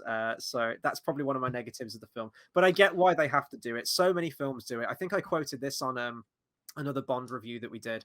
We got talking about the Matrix somehow, and it's the line from the first Matrix film. You've got Neo, who's a hacker. He knows computers inside and out. And Morpheus says, and then this gave birth to AI. AI? You mean artificial intelligence? It's like, yeah, we know what it is. You should know what this is, Neo. Why? What? It's a function, isn't it? It's a filmmaking, screenwriting function to get everyone on board so they know what's happening. It's frustrating, but it is what it is. But I should have opened with this as well.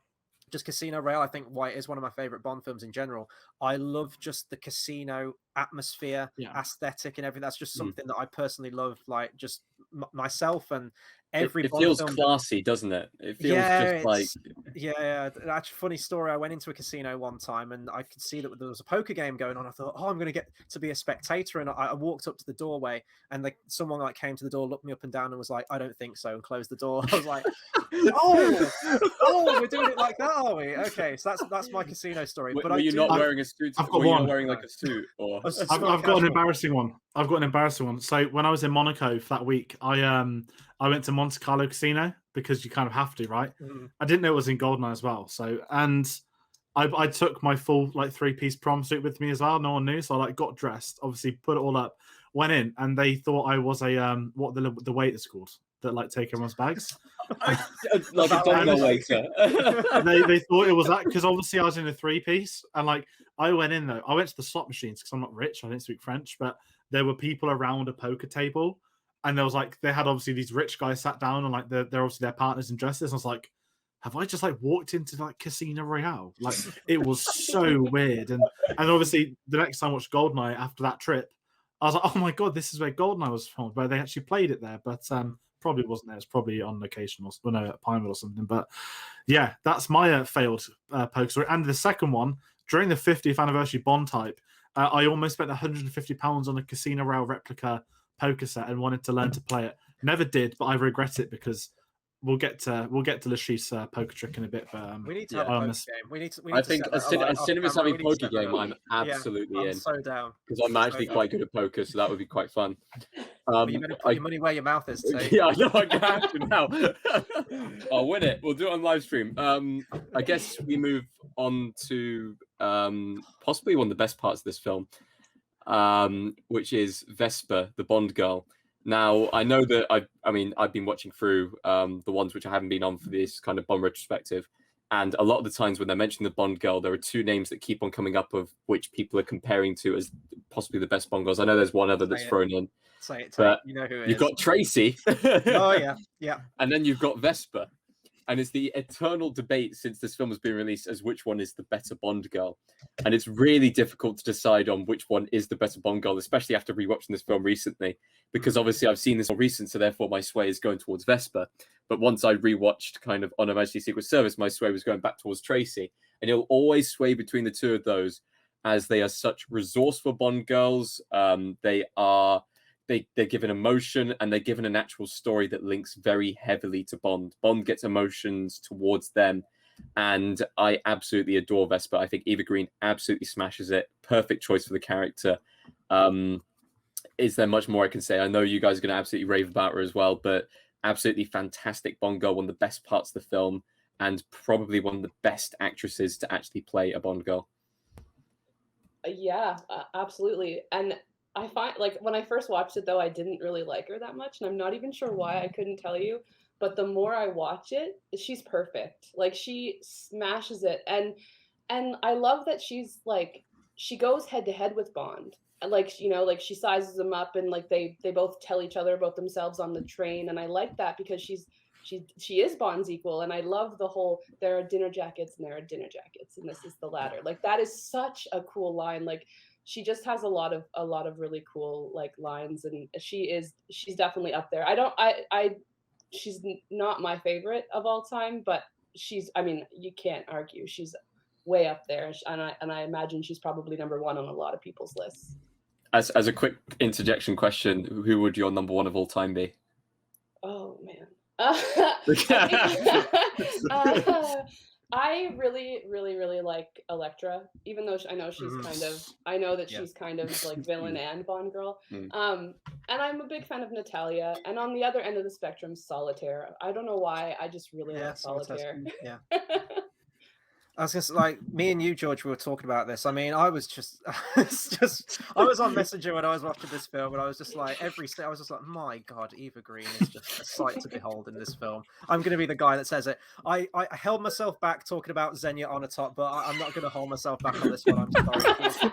She is outstanding. And it's the same director. And we were having this debate. We were like, how can the director have made Xenia Onatopp, who is fantastic in her own right, and also Vesper, who is just completely different? And we were saying, like, which one do we prefer, Casino Royale or GoldenEye? And they're both so great. And we were saying that GoldenEye is the fun one, but this is, like, as a film, as in terms of writing, emotion, and everything going for it, this one's probably the better one. It's an interesting debate, though, especially because it's the same director. Before I get onto my thoughts about Eva Green, a few actresses they did consider: Angelina Jolie, Charlize Theron. They feel very sort of, you know, they're not Eva Green. Yeah, Charlize Theron over. Yeah, I agree. Yeah. And oh God, this is a French name. Here goes. Audrey Tautou, Tayte, Amelie, your favorite film. Oh, okay, yeah. But she was in Da Vinci Code the same year, which is a film that I absolutely love. So they chose not to go. Well, actually, they would have been filming before that. But she would be gearing up for Da Vinci Code anyway. I can't see Olivia Wilde, I think, as well. Yeah, I could see Olivia Wilde. I can't. In fact, no, I'd see Olivia Wilde playing the Bond girl in the next film because she kind of looks like I can never remember her name. Is it Olga? Olga Kurylenko. She kind of looks a bit like Olga Kurylenko. But no, interesting. I don't think the actress from Amelie would have done Vesper well, but could have done a Bond girl well. I think she would have played sort of like the shower scene, which I'm going to be bringing up as a very perplexing scene in this film. But I could imagine her doing sort of like the vulnerable side to Vesper's character quite well, but I don't know about everything else. But I mean, this was the first Bond film that I saw. This was the first Bond girl that I ever saw, and I think she's incredible. She's just amazing. And I think so much of it, and picking up on more of the lines and the banter, it's the writing. The writing is so strong between her and Bond. I do think you could argue that he does fall for her very quickly. I mean, I'm not quite aware of how much time narratively actually passes with the two of them together. I know they mentioned that when they go off on their sort of like honeymoon kind of phase, I guess you could call it. I think they say it's a month, maybe, or just slightly over a month, couple of months, maybe. I do think he falls for her very quickly, and you could say that the romance earned. I think it works fine for the film, though, and I think it's purely because the writing and the chemistry between the two of them is just absolutely incredible. The train sequence, probably one of the best examples of that.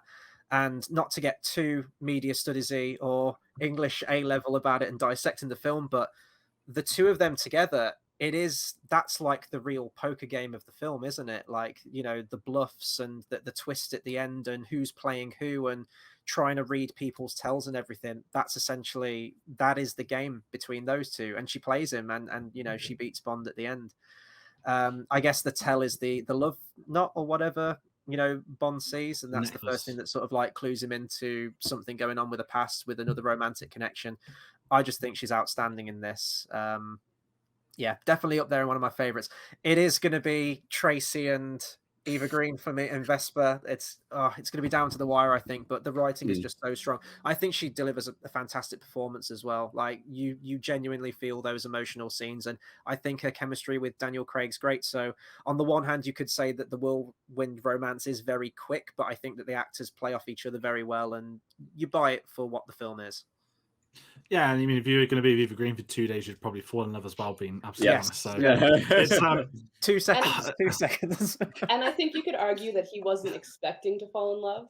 Like, so maybe that's why it really happened so fast. Because I think he was just thinking he was going to come in and do a mission and go. I don't think he was expecting a girl like Vesper. So I can totally buy that he fell in love that fast. Mm-hmm.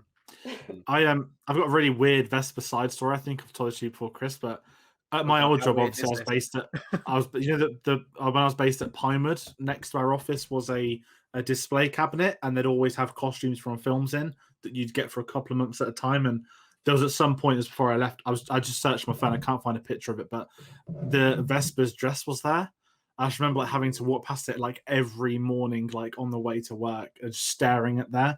But really, it's not that creepy. It was in a glass case. But the main thing with Vesper is sort of, I just think she's the best Bond girl. I mean, I think because you going off what you've all said, the writing is very strong. That the one of the biggest problems you could argue with Bond as a franchise is how they've written female characters. And I think where we are in 2006, you know, they want to reboot things with Barbara Broccoli kind of not purely in control, but herself and Michael G. Wilson. You know, there are seeds of what they're trying to do with some of the female characters in the Brosnan era, where they're trying to take Brosnan on like an emotional journey. And I think when it gets to Daniel Craig, to Casino Royale, Daniel Craig's like Barbara Broccoli's baby. That's how I've always seen him. That obviously they all wanted Pierce Brosnan, Cubby was involved, and Barbara and Michael were, but Daniel Craig is like her baby. That's her Bond, in the same way that Cubby's baby was always Connery, which is what they spoke about at length. And, you know, it's going to be very emotional when they've released these behind-the-scenes videos of Craig's last day on set, from what I've heard. But I just think getting Vesper in... I mean, I've not read the book. That's a big thing. I know Vesper in the book is similar-ish, but I don't know the lore of it, the context, how she's written. But just getting Eva Green in... And she's not a big actress at the time, and I don't even think she's Howard. Like, when I was chatting to Dad, he was like, you know, who's the Bond girl for this film? And I was like, Eva Green. He's like, who? And I was like, what do you mean who? And then I did have to sit there and think. And I was like, not many people would have seen. She's not been in massive blockbusters over the years. She's not really done that. I know she's done a lot of TV. She's been in some awful films where she's been the best thing in them, say Sin City and 300s. She's been really good in so many films I've not seen. Is it Penny Dreadful on HBO? I think Dalton's in it as She's well. meant to be very good in that. I'm just looking up now. Dumbo, she was in. The only things I can see that she was in... Peculiar Home for Peculiar Children, whatever it's called. Tim Burton person. She's replaced what's the name? Carter. Yeah, and I just think no one else could. You look at those names you mentioned. I don't think anyone else could play Vesper. I think that is Eva Green, and I think the chemistry, it feels natural between them. And I forget how young she is. She's in her mid-20s when they filmed this. Like, she's all you see her now. She looks phenomenal still, but you just wouldn't think she was so young because her character's so mature for her age as well. Yeah, she's got that maturity, hasn't she? Yeah, and I think that's what you need. That, you know, going back to the old Bond films, so you look at A View to a Kill, right? I always forget her name, but she just screams James for like 2 hours straight. And how many Bond films do that? Yeah, but then it's like, it's a kind of it's like, but here is an actual character, and I think it's something that the Craig era, because they got it so right in the first one, they've struggled to replicate it since. And I'm very worried to watch Spectre again. But I know they're giving Madeline Swan a second film, and I remain optimistic at the moment because I've not really watched Spectre. So, you know, it's personally, I think Daniel Craig and Lea Seydoux have no chemistry, and Lea Seydoux is a very good actress. That's my honest correct. But yeah, Eva Green is Vesper.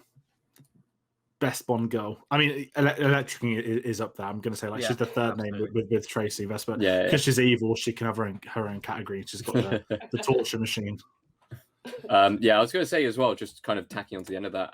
She wasn't actually in much before she did Casino Royale. So she was in Kingdom of Heaven, which I genuinely cannot remember her being in. Kingdom of Heaven. She's fantastic in that film. Really good. Watch The Ultimate Cut, everyone. More people need to see that film. And a film called The Dreamers. So she basically did 2 films and then would have got the role, not even from Kingdom of Heaven, because that was 2005. So that, I mean, maybe through production and stuff like that, who knows? She was really good in Dreamers. Wouldn't be surprised if they saw that and was like, there we go. Yeah, she could emotionally, tackle Vesper, because I liked her in Dreamers. Anyway, this is a real kind of jump here because we're going from mentioning Electra King, a villain, into talking about the villains. Mads Mikkelsen. I absolutely adore Mads Mikkelsen as an actor. I've said this over the years now, especially the fact that I was absolutely raving about Another Round, which ended up winning the Best Foreign Language Film. And I feel like he should have been on a higher kind of, more kind of nominations and more things for his performance in that film. But this was my introduction to him. And this film where he plays the Chief, a fantastic villain, a very memorable Bond villain, because everyone remembers certain characteristics from Bond villains in the past. Like you've got Goldfinger. He's big, he's fat, he enjoys gold. That's kind of his character like, and everything like that. And then you've got the ones later on in the franchise which are memorable for their own kind of ways. This one is the one with the giant scar across his face that bleeds out of one eye when he plays poker. It's just a brilliant performance by him throughout the entire thing. I know we were talking about this beforehand, where Chris was mentioning some of the lines he was saying in the torture scene, where he really absolutely he acts the entire scene. He steals the show in pretty much every single scene he's in. You're completely focused on him. And I think the best thing about this villain isn't that he's completely threatening, like he's going to take over the world and he's kind of that dominating. It's the fact that he's desperate. And it's very rare you see a Bond villain that is that desperate in those situations. And it adds that extra level of tension with the fact that because he's desperate, he's going to be volatile. He's going to be very kind of random with his actions. You never know what he's going to do next. You cannot plan against that. And that comes into the whole thing of them playing a poker game. You can't guess what he's going to do next. You have no idea what hands he's holding or how far he's willing to go, especially with kind of betting on the table or betting with people's lives, which makes for such a fantastic villain. He's not carried by the writing, but his acting ability just absolutely pairs up with it perfectly. And he is an incredibly memorable Bond villain, personally in my top 5, I would say. I'm right there with you. I agree. I am so happy that people are finally on the Mikkelsen train. Like, I feel like I've been on it for so long, and now it just feels like he's got he's got Star Wars, Marvel, Bond. Like they're finally appreciating him for what he can do. And in this film, he's just unbelievable. He does steal every scene he's in. Like, his acting is top notch. And then there's like the little subtler moments that I love, like when Bond sits back down at the table after the whole poisoning thing. Just the subtlety of like how he moves his face, being like, "You're not supposed to be here," but he's not supposed to know that Bond wasn't supposed to come back, so he has to try to like, "Oh, I tried to kill you and it didn't work." Like, everything about that character I just adore. And like Tayte said, he's desperate. You don't know what he's gonna do. And I could just sit here and rave for hours about Le Chiffre and about Mads, but like really, really, really, really strong villain. He's quite a complex villain because on the one, I mean, Mads Mikkelsen, guy's terrifying. Like, the guy's lovely, I'm sure, you know, and we see that in other roles like Star Wars, where he does have that, you know, that really genuine quality to him. But I mean, dude plays Le Chiffre. Dude also plays Hannibal. He is terrifying. Yeah, so good at Hannibal. He is. He's amazing. And yeah, as you mentioned, just like all the subtleties, like, dude barely moves his face, but you can tell everything that's going on and what he's thinking in that moment, and that's like testament to just great acting right there, in my opinion. I love Le Chiffre. He's definitely one of my favorite Bond villains, but I could see how some people might. There's a lot of scenes where you could say that he looks sort of like emasculated and weak. Like, there's the moments where the guy comes in with a machete and he's kind of like this cowering, like whimpering villain, like, "I will get the money, I'll just need more time." And he's almost like, you could say, a lackey. Like, he's definitely a villain who's in over his head, and, you know, his overconfidence is his weakness, to quote another Star Wars line there. But I think that adds a layer to the character. Like, that adds tension and stakes to his character, that you know what he's playing for. You know what's going to happen to him if he doesn't win. So you get his side of things, then obviously you get Bond's side of things, that he wants to stop this crazy, evil terrorist guy that's going to hit you with a rope, which we'll get onto that scene later. I think he's great. The first time that I watched it, though, because I felt like he was such a strong villain, the first time I watched it, and I think some people have this as a criticism as well, I think the really 007 guys have this as a criticism, the fact he is killed off at kind of like the 3/4 point, I would say, maybe a little over halfway, I would say. It's not quite the halfway point. He's killed off at like 80 to 85% of the film. Yeah. And it does happen in the book, I think. If I remember correctly. That's the argument. Yeah, it does happen in the book. It's a shame, though, because it's Mads Mikkelsen, so you're like devastated that he's gone. And you're used to kind of the main villains at least sticking around until your final act action scene, and then usually obviously they die, and then maybe it's a henchman or someone who comes along who has like the final little to-do with Bond at the end of the film. And that did kind of catch me off guard at that point. I wasn't used to, especially films like this, spy films or anything like that, being structured in that way. The villain would always have that final showdown with Bond at the very end of the film, and that was weird to me that it doesn't. And then it's almost like a new film starts. You have like this kind of elongated, almost like an epilogue to the film, I would say, with all the Vesper stuff. There is like that clear divide between the two. having seen the film a bunch more times and, you know, read other books where your main antagonist is kind of killed halfway through, but the story goes on, you know, that is a storytelling mechanic. I don't have a problem with it now. And I think that if you'd have ended the film there, it wouldn't have felt right. And the film did need to go on, and you needed all the Vesper stuff and the people that she was involved with. And you still get enough Le Chiffre moments in the film. I think he's built up very well, and you get all the scenes you need of him. The scenes with him sitting across that poker table with Daniel Craig are just chef's kiss, just like the best stuff in the film for me, I would say. I love Mads. This is the first thing I ever saw him in, and this is the thing. Every time I see something, I just compare to is Le Chiffre, and he has become Mads to me now. But for many years, Le Chiffre's going to be in Star Wars. Le Chiffre was in Clash of the Titans really randomly. If anyone saw that one, and I absolutely love him. And I'm going to do another boring story. When I met him, I don't know if you were at the Comic Con with us, Chris. I don't remember what year it was, but he was at London Comic Con. Oh, I didn't meet him at that one. I think you went to that one. Yeah. So excited to meet him. I think Doctor Strange had maybe just come out. Rogue One had come out, and I was getting him on my Star Wars poster, and I just kind of sat there like, "Oh, if only I had a Casino Royale poster to start getting autographs on," which I'll bring up later on. But I remember going over to him, and I was so nervous. It's Le Chiffre. He was in like fake tan, headband on, hair pulled back, and everything. I was like, well, he doesn't look like Le Chiffre, but he still is Le Chiffre, and even just him speaking was like getting everyone excited because it's Mads Mikkelsen, isn't it? And I remember getting really excited, and I just asked him, I was like, I know I've given you something Star Wars to get signed, but I just have to ask you one question about James Bond. He looked up, he was like, oh, what's the question? I was like, how do you do the poker chip thing? You know, and he like flicks it over his hand, and that's something where I've been perplexed my entire life. That ever since I saw this film, I've just been attached to it's like the thumb over, and he started telling us the story that he learned it watching. He was watching videos on an aeroplane, so he taught it himself on the flights. And he goes, "If I can do it in the air, I can do it on a studio." And I was like, "Wow!" And he's like, "If I had some, I could do it now. I can still do it. I do it as a hobby." And I was so fanboyed out. I felt really bad. I had the Star Wars thing for him to sign, but he's so good in this film. Let's talk about his entrance, because this is something that doesn't get spoken enough. It's like a train chew when he comes out the car. Like when he opens the car door, it sounds like there's like a train like going by or something, and everything about his build up. And you look at the subplot, the whole the Uganda, the parkour, the Miami stuff. All of that is a prelude to the core story that here's a banker that's gambled away his evil terrorist organization's money. But I don't think you can understand the danger he is in without the first 40 minutes of the film. I think it's a really interesting way to get it all together, and I think that's what I've always loved. This film is one of the longest Bond films, but it makes up for that with what they're doing in the story, and I think he's such an integral part of it. It's just everything about him, the way he sits, as you said, his poker face, all of it. Mads Mikkelsen is superb, and I don't want to say it's a shame he got killed off early. It was, but that makes him even more memorable. The last shot of him is a bullet in the head with him on the floor. I think he is an absolute legend to the Bond franchise, and you look back his at eye slightly moves. Sorry, like, but his when he drops down. eye. So I didn't mean to cut you off, but I just had to get that in. Like that moment, it freaks me out. Do we think it would have been cooler if he'd have got shot through the eye and he's actually properly bleeding out of his eye? Maybe. That would have been. But that Gettler gets it with the nail, doesn't he? Which is weird. No, I guess so. Yeah.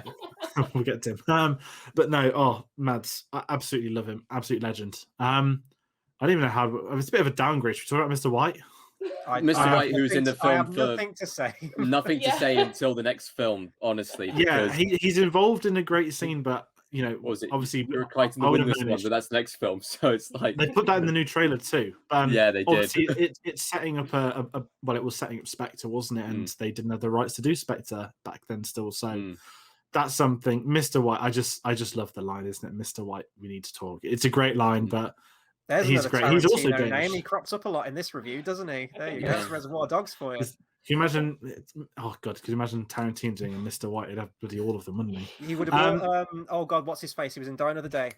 Help me out here, Mr. Blonde. Stuck in the middle with you. Yeah, I've forgotten his name. How dare I forget his name? He's amazing.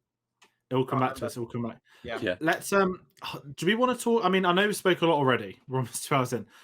I've got down a couple of minor villains. I've put Demetrios, Carlos, Malaka. It's the bomb subplot, the Miami stuff. Does anyone want to talk about them, because it's more of a. I'll talk about the parkour. The parkour was super cool. That was something that it kind of became reasonably popular in the late 90s and stuff like that, and didn't really kind of make it to film standards until, I want to say there was a film in 2002. I can't remember what the name of it is, but they do the manpower jump in France, which is like the most famous one. So this film would have been like 4 or 5 years after that. So it would be the perfect time to add in a parkour chase, as it's the kind of new thing. And you always see in these Bond films, they try to not introduce new technology, not even technology of the future, but things which are kind of current at the time, things which are kind of popular for the then and now. And this was definitely something that a lot of films were kind of introducing, especially in the Bourne franchise as well. There's a few different parkour chases going throughout all of them. So to have kind of this parkour expert and Bond just kind of chase him down in kind of the most brutal and, shall we say, prehistoric way, as he keeps on being referred to as a prehistoric dinosaur and stuff like that of a character. Especially the one where like he jumps through the little gap in the top of the ceiling just for him to run through the wall. Just like that is just one of those moments where I just completely like laugh out loud. Or the times where he's just kind of thinking of different ways of kind of going up the scaffolding and stuff like that, where he's able to in ingenuity kind of get a way going, whereas the other guy's literally just climbing up hands and feet. It's those kind of things in that chase which I absolutely like. I really, really like, because it shows exactly what kind of a character that Bond is. It's just a no-nonsense, get the job done kind of situation, kind of not using a bit of spy work, but kind of using his kind of brain in the way that Bond would, and just kind of outthinking his opponent instead of being better than them. Which, yeah, it's a great kind of action scene to kind of properly kick off the film after the kind of music and stuff like that. And it goes on, and you're never bored. Yeah, like, it's just constant. It's just constant. And I was going to mention the going to the wall part, because I'm bringing that back to how I mentioned this is my favorite Craig humor. Like, that is just so funny to me, because to me, he is more of a blunt instrument, and he is a little more reckless, especially in this one. So he would just go through a wall, you know, like he doesn't care that someone built that wall and it's probably really important. Like, he just doesn't matter, because he's got a mission he has to do. So I like, it's a beautifully shot scene. And I like the part too where like the guy realizes he's out of bullets and he throws the gun at Bond, and Bond just straight up catches it. Like, that's pretty just catches, just lobs it back at him. He's just like, yeah. Like, I could never. I don't have the coordination to do that, but kudos to Bond. But no, it's a great scene. After watching it yesterday, I agree, it's a fantastic scene. I did think it was erring on the side of going on too long. I thought, okay, let's get on with the plot a bit now. But it does hold your attention, and like the stunts they throw at you, the choreography, the settings, just all the different. It's like a series of interconnected set pieces that just get more and more ridiculous, and it is great to watch, and it does hold your attention, and it is exciting, and it is thrilling to watch. So it was just getting to the point where I was like, okay, this is going on a bit too long. But then it was, you know, he was at the embassy and it was pretty much winding up. So it just got to that point, but it ended. The crane scene. Oh my God. I can't deal with heights, guys. Heights are terrifying to me. And yet I still want to do the bungee jump from GoldenEye. So I don't know what that says about me. So we got heights and sharks here between you two. Is there a way we can combine those two things together? That's the title for my next James Bond film, Tate. You've just ruined that. Heights of Heights of Sharks. It'll be like when Halle Berry leans backwards in Die Another Day, but there was like, but Jaws is at the bottom of it. And you never saw it. And then Felix is there like, I'll see you in hell again. To go for his other leg this time. But what's I saying? Oh yeah, the crane scene. I hate heights, so I know if film's doing something good, or if it's thrilling, or in any way engaging, when I make audible sounds when I'm watching the film. I'm quite a silent moviegoer. If I'm watching a film, I could be watching like my favorite film of all time, and I'm just deadpan. I'm having a great time. I'm loving the film, but I don't make a noise watching it. If there's a moment, or if someone falls off something and it gets me, and this was the scene where I was like, I wish I'd have seen this. I wish I could still see this on the big screen, because that crane sequence, those overhead crane shots, I guess they get a bigger crane to do the crane shots, would be tremendous. And it's the moments where he's like climbing over the crane and he might slip, and I was there like, oh, I was putting myself in that situation, and it was a horrendous experience for me, but it's fantastic. So the parkour stuff, just amazing. What a way to open the film. It is like a second opener, isn't it? In many ways that could be your opening James Bond scene, but we get the nice sort of like little prelude in black and white, and then we get sort of they go all guns blazing with the open action scene. Yeah, had they not have been an origin film, that would have been a fantastic pre-title sequence. The whole thing works about 10 to 12 minutes. Yeah. Yeah, and I remember at the time before that. Do you remember whenever Harry Potter or Bond film come out, ITV would always do a documentary on it? And I always remember the Casino Royale one because the main marketing for this film was the Aston Martin crash and the parkour stuff. And I think when it's been 15 years since, if anyone tells you what's the most famous like parkour moment in film or TV, they're going to either tell you about The Office, which is a comedy, or they're going to tell you about this scene from James Bond. And it's just done. So it's because it's real. These are real stunts with real people around. And obviously, Dine Over Day's criticism, was those CGI scenes, but you still got stunts. But just something interesting. And another thing with Bond is that there's never really been on foot chases in the Bond films. There's cars, boats, speeders, whatever you want. They've done it already, but they've never really had him running after people. And it's not something you can make interesting, but they do by varying it. And the fact that Bond can't do parkour is great. If he could do parkour, it'd be so boring because it's just, here's a YouTube video if you were to watch. But the fact he's trying to like adapt to it. But one of my favorite parts, which kind of echoes this Craig's Bond in this film, it's not really a running joke, but to me it is. It's that the criticism of Bond is that James Bond just can't stop killing people. No, yeah. And that's what I love about it. It's like, yes, he's got a license to kill, but he gets the backpack, shoots the guy, and what's the line? He's like, "What? One less bomb maker in the world." I thought that's a good thing, and he's like, "Next time, I'll shoot the camera." But I just love with that pipe bomb. By the way, he takes it out of the duffel bag. Yeah, he just leaves it in the bush. Did he just leave that there? Nah, he probably just gives it to a kid in the street. Just here, play with this or something like that. All it's going to take is like a dog walker just to go past. Yeah. Like, oh, what's that? Well, dog's pissing on it. Just It's just, I just love it about him. I think that's what you want from an origin. If you take out the fact that he keeps killing people, there's nothing really unbondish there by the whole Vesper story. And, it's a repetitive theme when he loses his rag and just gets the knife. He's had enough. He's going for the sheath. I love the moments like that he's just like a dog out of control. He needs to get back on his lead. And, Eva Green and Emma there to do it for him. But there's nothing like it. It's such a good action set piece. And to get it so early in the film, and I know that, I was going to say the films have a big bombastic ending. It's got a very different set piece. But, yeah, the parkour stuff's great. Shall we talk about moving on to the music / title sequence, which is... I thought you wanted to talk about your the favorite machete wielding maniac. I don't know his name. Favorite lines. I don't. Yeah, it's I was going to save it for okay. No, save it if it's going to be one of your one-liners. Yeah, it's one of them. It's one of. It's a great line. But I will say the opening of this film always makes me want like a glass bottle of Coca-Cola. Like how good, when they just like snap that bottle off, starts drinking at the beginning. Always makes me want a Coca-Cola. That's like the best advert for Coca-Cola than the actual Coca-Cola adverts for me. Anyway, Pinball. Bond theme, the greatest Bond theme sequence of all time, easily, hands down. They haven't been able to top it since. They never topped it before then. Just the ingenuity of, without even talking about the music itself, the ingenuity of the cards being played into the sequences, having James actually Daniel Craig introduce himself, slowly walking towards at the end. Everything in that entire sequence was absolutely fantastic. The song itself, we're going to be doing a video coming up very soon to do with the Bond music and stuff like that. Is this my favorite Bond theme? Maybe it is. Maybe it is. It is absolutely top tier. It is just fantastic. The lyrics, the actual singing, the fact that it's more upbeat, which I really, really like.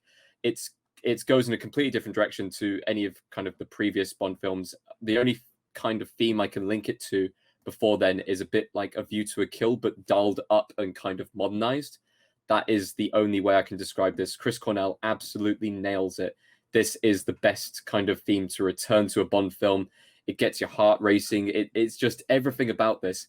This is one of the only Bond, because I listen to kind of movie themes all the time and stuff like that.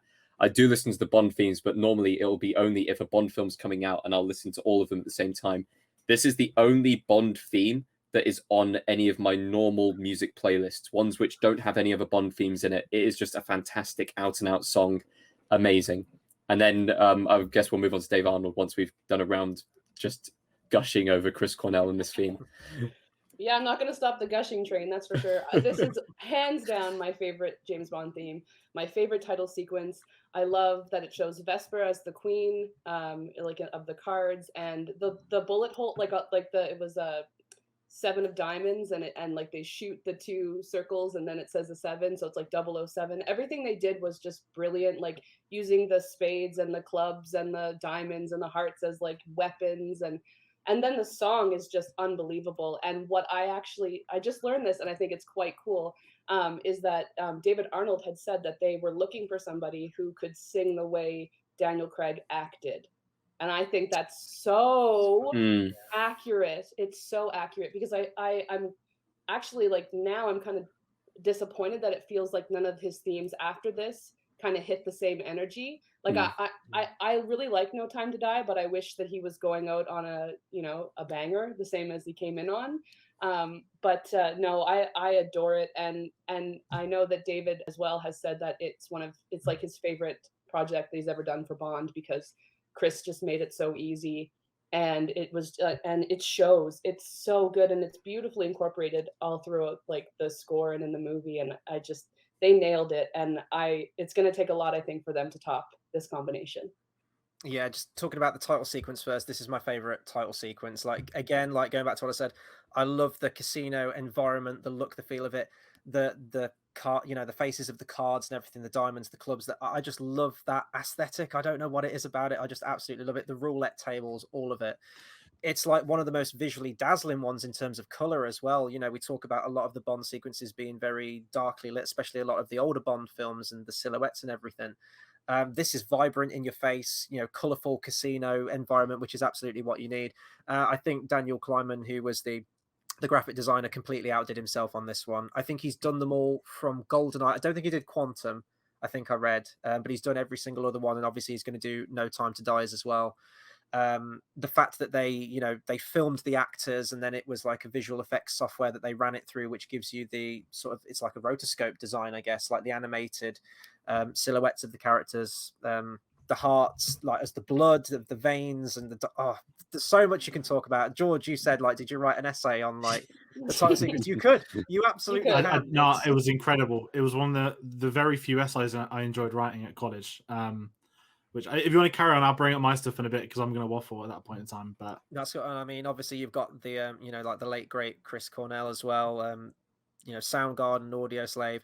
I like the ones that are more like a rock themed James Bond theme, and I think that goes with what you would say in Tate, that you could just casually listen to this. If you're not in the Bond hype and you're not listening to all of them, like your Goldfingers and your Moonrakers and everything like that, you could just listen to this. And I think this is still one of, like, it might even be like the main Bond theme that still gets so much radio play. You will just casually hear it on Kerrang or like Absolute Radio or something, or like loads of radio stations still play this song. It does feel like a breakaway from like the mold from Bond. Like, it's not this grandiose sort of like operatic feel to it, which of course you'd get with Adele with Spectre. But it still has it still has the Bond components in it. That's what I love about it. It's got the energy, and that's going to what you were saying, Shayla, about he wanted to try and personify through music the character of Daniel Craig. It is hard hitting, it's aggressive, it's exciting, and it really gets you in the mood. As soon as that that bullet, and then boom, like the needle drops on the track, it's just amazing. Like, you crank the volume up to full, or I did anyway. And the score that goes along with it as well. I think this is probably David Arnold's best, I would say. So many tracks that are just astounding. I'm so jealous that you got to see the film with orchestra as well. There's one song that I've already forgotten what it's called, and I linked it to you, George. It's this. I'm going to try and find it. Is it called City of Lovers? Is it City of Lovers? That's it. Off the soundtrack. It's when they're in Venice. Yeah, it's this sprawling, like, full string section that kicks in, and it feels so much like a Barry score. We talked about that like Arnold is like the perfect sort of, well, there's no replacing, I guess, but the perfect successor for the James Bond soundtrack, and saving the theme as well till the very end, I thought was an inspired choice. You could argue, you need that at the beginning, you need the gun barrel thing. It serves as that origin story leading to that pivotal moment at the end, and it's just beautifully told through music. Vesper's theme, there's I think in terms of the soundtrack, this is the one that I'm more conscious of, like individual themes and characters' themes and how it all comes together. I can't say enough positive words about the score and the music to this. I think they just nailed it across the board. Yeah, I'm excited for the tier list video because we all know where Casino Royale is going to be in it, which makes it one of the obvious candidates to be one of the best themes. But the title sequence, you know, I was 10 years old. I didn't care about title sequences. I thought Spider-Man was cool. Oh, look, they're playing the old films whilst I watch it as a catch-up. And I remember, you know, the thing of Bond, right? I don't know if I'm going to get a lot of stick for this.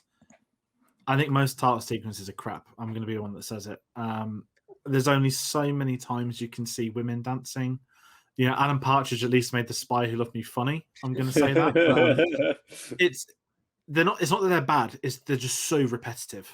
And you get Casino Royale, and it's like, whew, this is new. And I'm not going to recite an essay. It's on my hard drive, so I actually might reread it tonight. But I remember learning that the first edition of the Casino Royale book, if you look at the front cover of it, is essentially a card, and they saw that design and thought, why don't we try and do something like that? So David Arnold obviously worked on the theme of Chris Cornell, and at the same time, Daniel Kleinman was doing the graphics to it. But it's such an engaging credit scene as well, because so many different things are happening. People are getting killed and turning into cards, and the colors, the variations of it. It's a really fascinating thing. And you look at that in 2006, and you look at where technology is. You know, nowadays a lot of people, I'm not saying could make something as good, but the technology is there to the home. Green screen person, key around it, put some tints in. Very comfortable After Effects, because I did that during a uni thing as well, following on from when we get to this entire thing, just to make one after an awful Casino Royale ripoff. But it's just an engaging theme and an engaging intro, and it sets you up for the film. If it wasn't already enough, it's going to be about cards. Well, guess what? It is now. And just the way the whole sequence is edited with each other, the 00 to the 7, and then it finishes with the real live Craig walking in. I think it is super top tier. The theme as well. I'm terrible with music, but the Chris Cornell one has always been right up there with me, with many other bangers. I'm not going to say that out loud in case people get upset, but yes, it is a favourite. But the score as well, Dave. It's been last time I do an I Meet thing. I'm going to bring this up, Chrissy. I know you've already seen this. I saw Michael Giacchino. You mentioned after John Barry. You know, this is David Arnold's thing. The only other composer I could think of is the John Williams to Giacchino type role, where it's like, but Giacchino's just ended up doing all of John Williams' other franchises, not doing the same one. And I look at David Arnold, the last few weeks it's been amazing to go back, because a problem with a lot of the Bond films in the 80s and I'd say not 80s, so you know, like John Barry would just dip in and out based on tax and money and stuff like that. And it was always really noticeable. And you're just missing it. You're just missing like that consistency of a composer that can stick with you long term. And this is the epitome of his work. This is his best score. I'm going to go on a whim and say this is the best Bond score, as in composed soundtrack. It's debatable with a lot of people as well, but I have to bring this up because when I saw Giacchino and David Arnold live together at the Albert Hall a couple of years ago, I did a meet and greet package, and it was really awkward because they've not released Casino Royale on vinyl. And she said, it's David Arnold. Like, I'm really good. I've only got to bring you a poster. I do have it with me.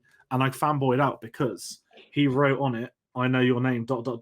And that's not something I've carried on getting signed thanks to COVID. That's like a Bond level pun right there. Yeah, that's really incredible. This is it, isn't it? That might take the Bond one-liner of the week for that. And Yeah, there we go. And I just felt really bad because I only had that for him. You know, he didn't do GoldenEye, so I didn't even attempt it, and I wasn't going to bring the others. But whereas Giacchino was like, here's my Rogue One poster, here's my Rogue One vinyl. And I was like, it'd be really nice if they released Casino Royale on vinyl.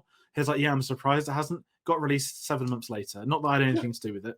But it couldn't have been a year later if I was COVID, but it took it out. But hearing the score be played, I mean, I can't compare it to Shayla. You got the whole film, which is incredible, but I got like a 6-minute suite. And I was so hooked. And when it kicks in with the theme and it's going back to the Craig scene at the end, isn't it? The Mr. White, we need to talk. In comes the soundtrack. Best variation Badass on one the theme, line. would we say? It's up To there me, for it is. Yeah, to me, you know, obviously you got the main theme, but I think the fact the film's built up to it, and you know, if you just said to someone, "Here's the best Bond soundtrack," the Bond theme doesn't come into the last song. You'd be like, "I wonder what the other songs are going to be." He's got so much quality throughout. Vesper's got her own theme. I keep talking about the Le Chiffre train thing. It's not on the soundtrack. I want to know what the sound effect is, but it's so much going on in that score. And top tier. I think the best Bond films usually have the best themes or the best soundtracks or the best of many variations, and I think Casino Royale is up there for every tick you need to look at in terms of having the best or top tier of something. I completely agree with that. It's just a running theme with all of the films. And the next point we got written down is the film's legacy and where it kind of holds itself up and stuff like that. It's the third highest grossing Bond film. I'm guessing the other two would be Skyfall and Spectre. Yeah. 9 BAFTA nominations, but no Oscars. I'm guessing no BAFTA wins as well for the film. Or did it win any? I don't think it did. Bond, didn't it? No. Okay. No, I don't think it. I think Skyfall was the first Bond film where Casino Royale's opened the door. Like, here's all your nominations. We're showing that we have the quality to get not just your technical nominations like they would have like song or this, but I think Casino was the big one. Like, here is a quality film that you now have to take into consideration for these awards type seasons, and I think Skyfall's epitomised that. And from what I've heard about the Universal's consideration campaign, they're going to go all out for No Time to Die, which is easier said than done, but I've got a lot of optimism about the new one. It's really side tangent, but the Craig era and this one, I think critically and publicly is probably right at the top. And you look at the films adjusted for inflation, Craig and Connery are a country mile above the other three Bonds, which is a really interesting read as well. Dare I say, we're living in the era of film where action films are regarded more as a award-worthy film, whereas back in the day, films like Terminator, even Terminator 2, the big action films and stuff like that were coming out, are kind of just considered as popcorn flicks. You go and watch them in the cinema, it's explosions and it's stuff like that. Whereas with modern-day action films, they're bringing it in kind of more not awards-friendly storylines, but kind of the acting is kind of regarded as normal acting now. You're not going to get the same thing with like the Fast and Furious franchise, for example, but with other films such as John Wick, your kind of raid films, your Nobody from this year and stuff like that, it's going to be easier to regard them as films that could be award-worthy or films that could be kind of seen by not just an action movie or generalized popcorn going audience. People like us who enjoy kind of criticizing films and talking about films can really go into heavy details with it and talk about the intricate themes with that film instead of just saying it's a film with explosions or it's a spy film and stuff like that. And I'm guessing Bond evolves with cinema in that same way, that this film was able to get this many kind of nominations and this being kind of a big springboard for that. I doubt that any of the films from the Brosnan era, as much as we enjoyed them and as good as they were, there was no way they were getting anywhere near any of these awards.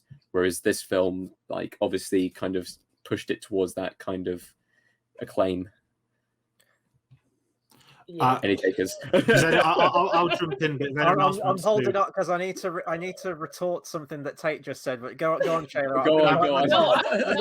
For it. I don't have anything to add. Come on, Chris. Come on. It depresses me that you would lump Terminator into the category of acting not to be taken seriously. Michael Biehn, you know exactly what I mean, though. Back in the day, it would be regarded as an award-worthy film. Whereas I think Terminator 2 was nominated for visual effects, wasn't it? So I think it was in Oscar. But like that's like one award. Like George was saying, like the Bond films could have been nominated for the music that came with them, or the song, or possibly even the visual effects and cinematography.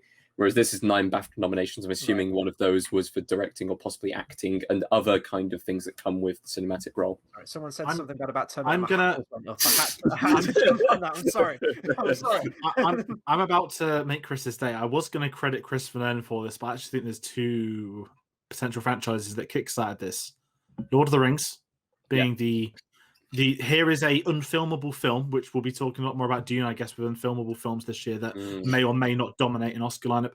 I think we've reached a point where I wouldn't throw Peter Jackson as an auteur in the mid-90s, but I think the turn of the 2000s, blockbuster filmmaking reached a point where they realized that there can be critical acclaim with it. I think that they started to bring in quality directors that not could just do action, but they could bring in actors that could do it. They could get good scripts, good cinematography, essentially a good film. I'm not saying that, action films are crap from the 80s. They're not, but you're not going to get, Commander get nominated for 10 Oscars. Whereas the story of it could get nominated for 10 Oscars if it was designed. Chris is disagreeing with all of this. No. I'm going to argue with 10 Like- Oscars for Commando. You could take the story of it and bring in a filmmaker, let them do a magic wand trick and throw it at them, and you can get something. And I think Lord of the Rings is a pinnacle of that.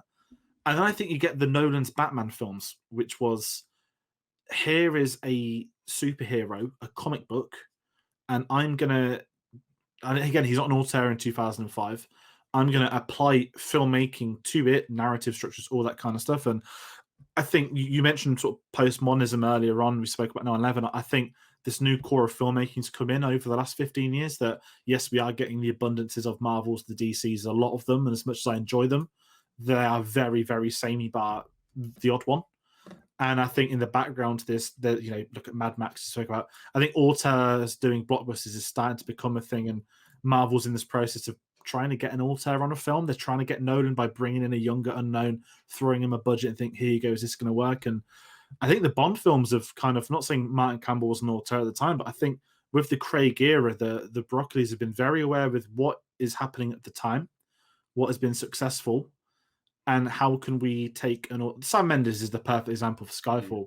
He's not someone anybody would ever associate doing an action film with, let's be absolutely honest. And they put him in and they made financially the most successful James Bond film, 50th anniversary, all of it. So the way the evolution's coming out is really off point, but the evolution of the blockbuster filmmaking now is incredibly different to the landscape 20 plus years ago. And you can look back in hindsight and say, did the audiences evolve? Has the Oscar voting got better for these kind of films? But I think the Broccoli's could have made James Bond a very stereotypical action hero film, which I've got no issue with. I love them.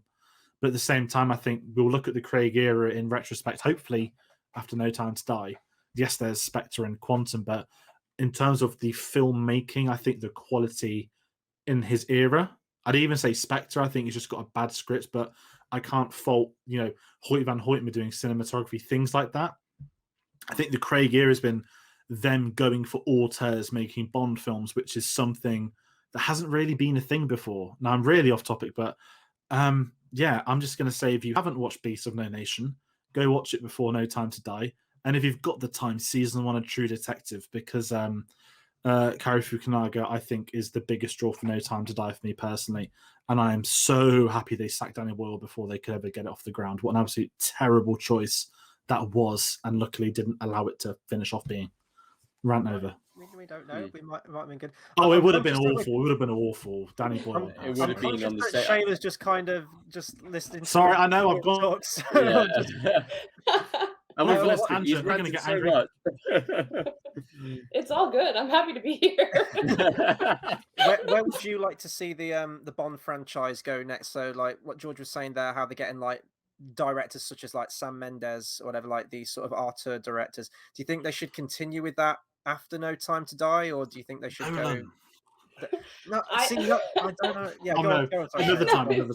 No, I hope that they introduce back some of the humor a little bit. Like, I don't want James Bond to retire after every single film. Yes. Like to go so long as like the same guy, kind of, only to like then retire like 18,000 times in the span of like 5 films. It's just, I think it's a bit much. I really, really, really want Bond to be Dan Stevens. I think he's my number 1 pick. If you haven't seen The Guest, watch The Guest.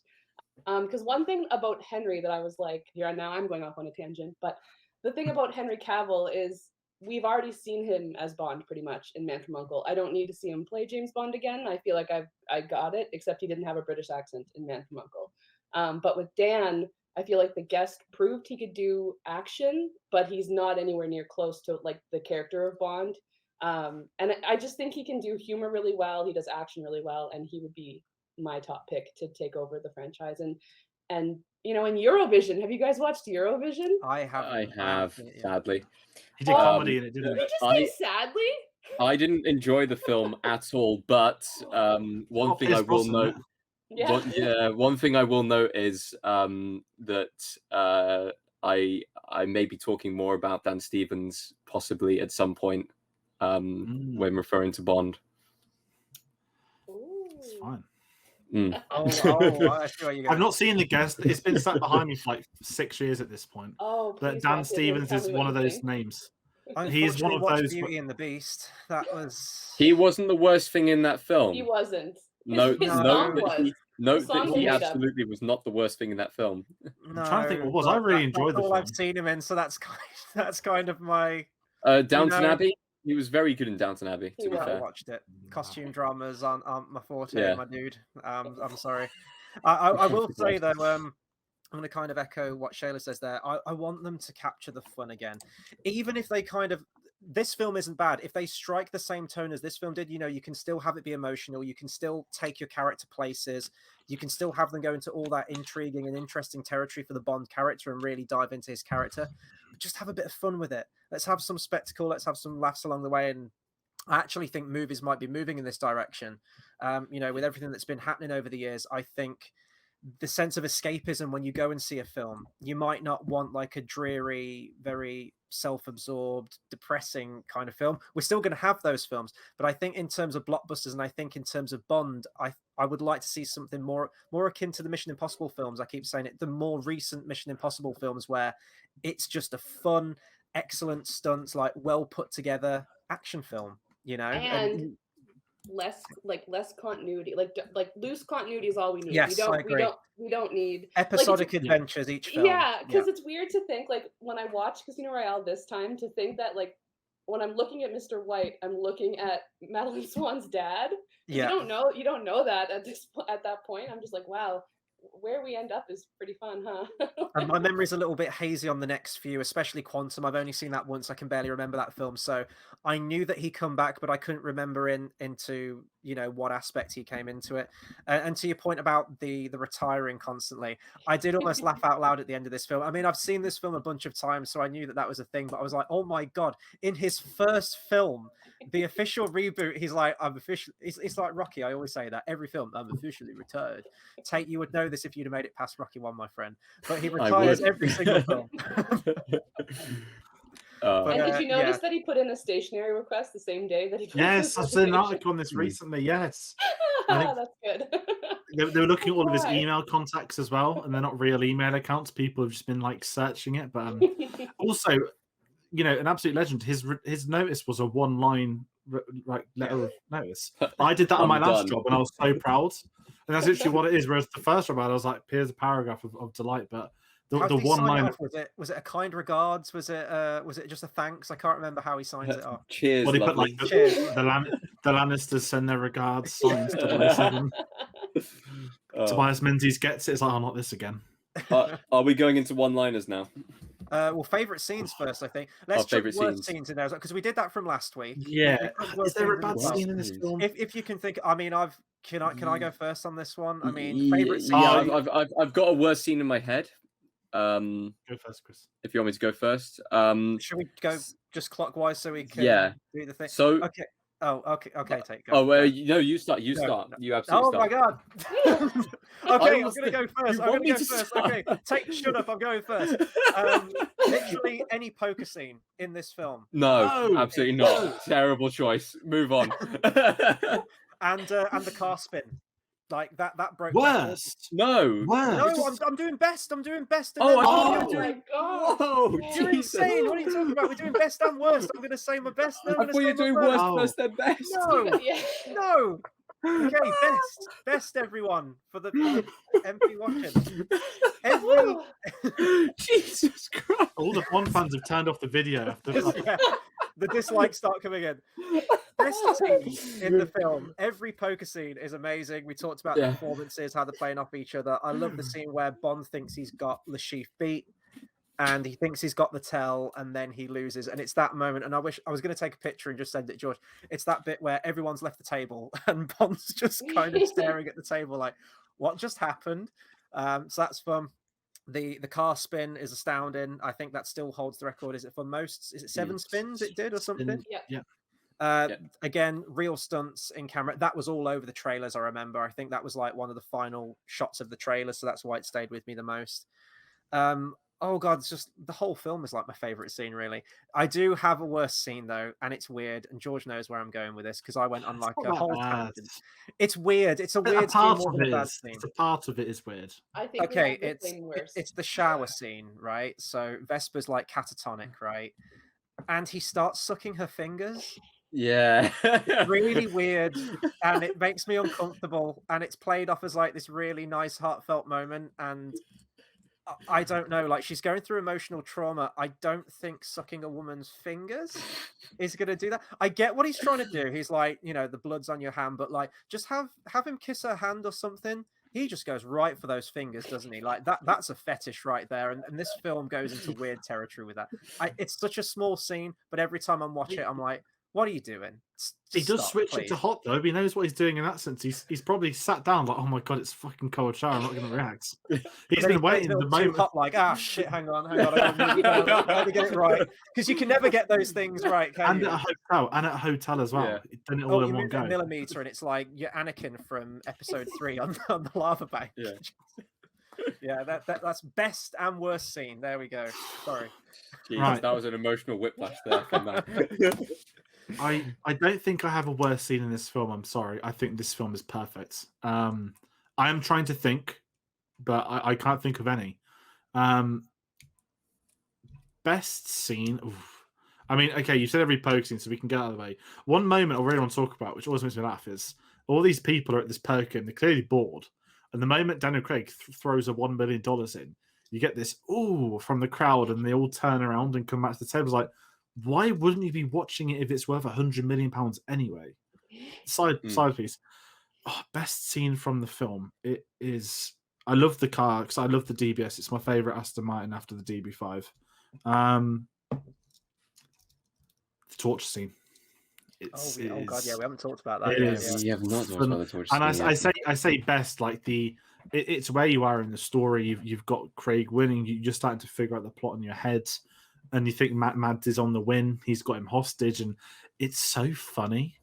And like, I remember being like, again, 10 years old. It's like James Bond's naked and getting his ball like whipped with a rope.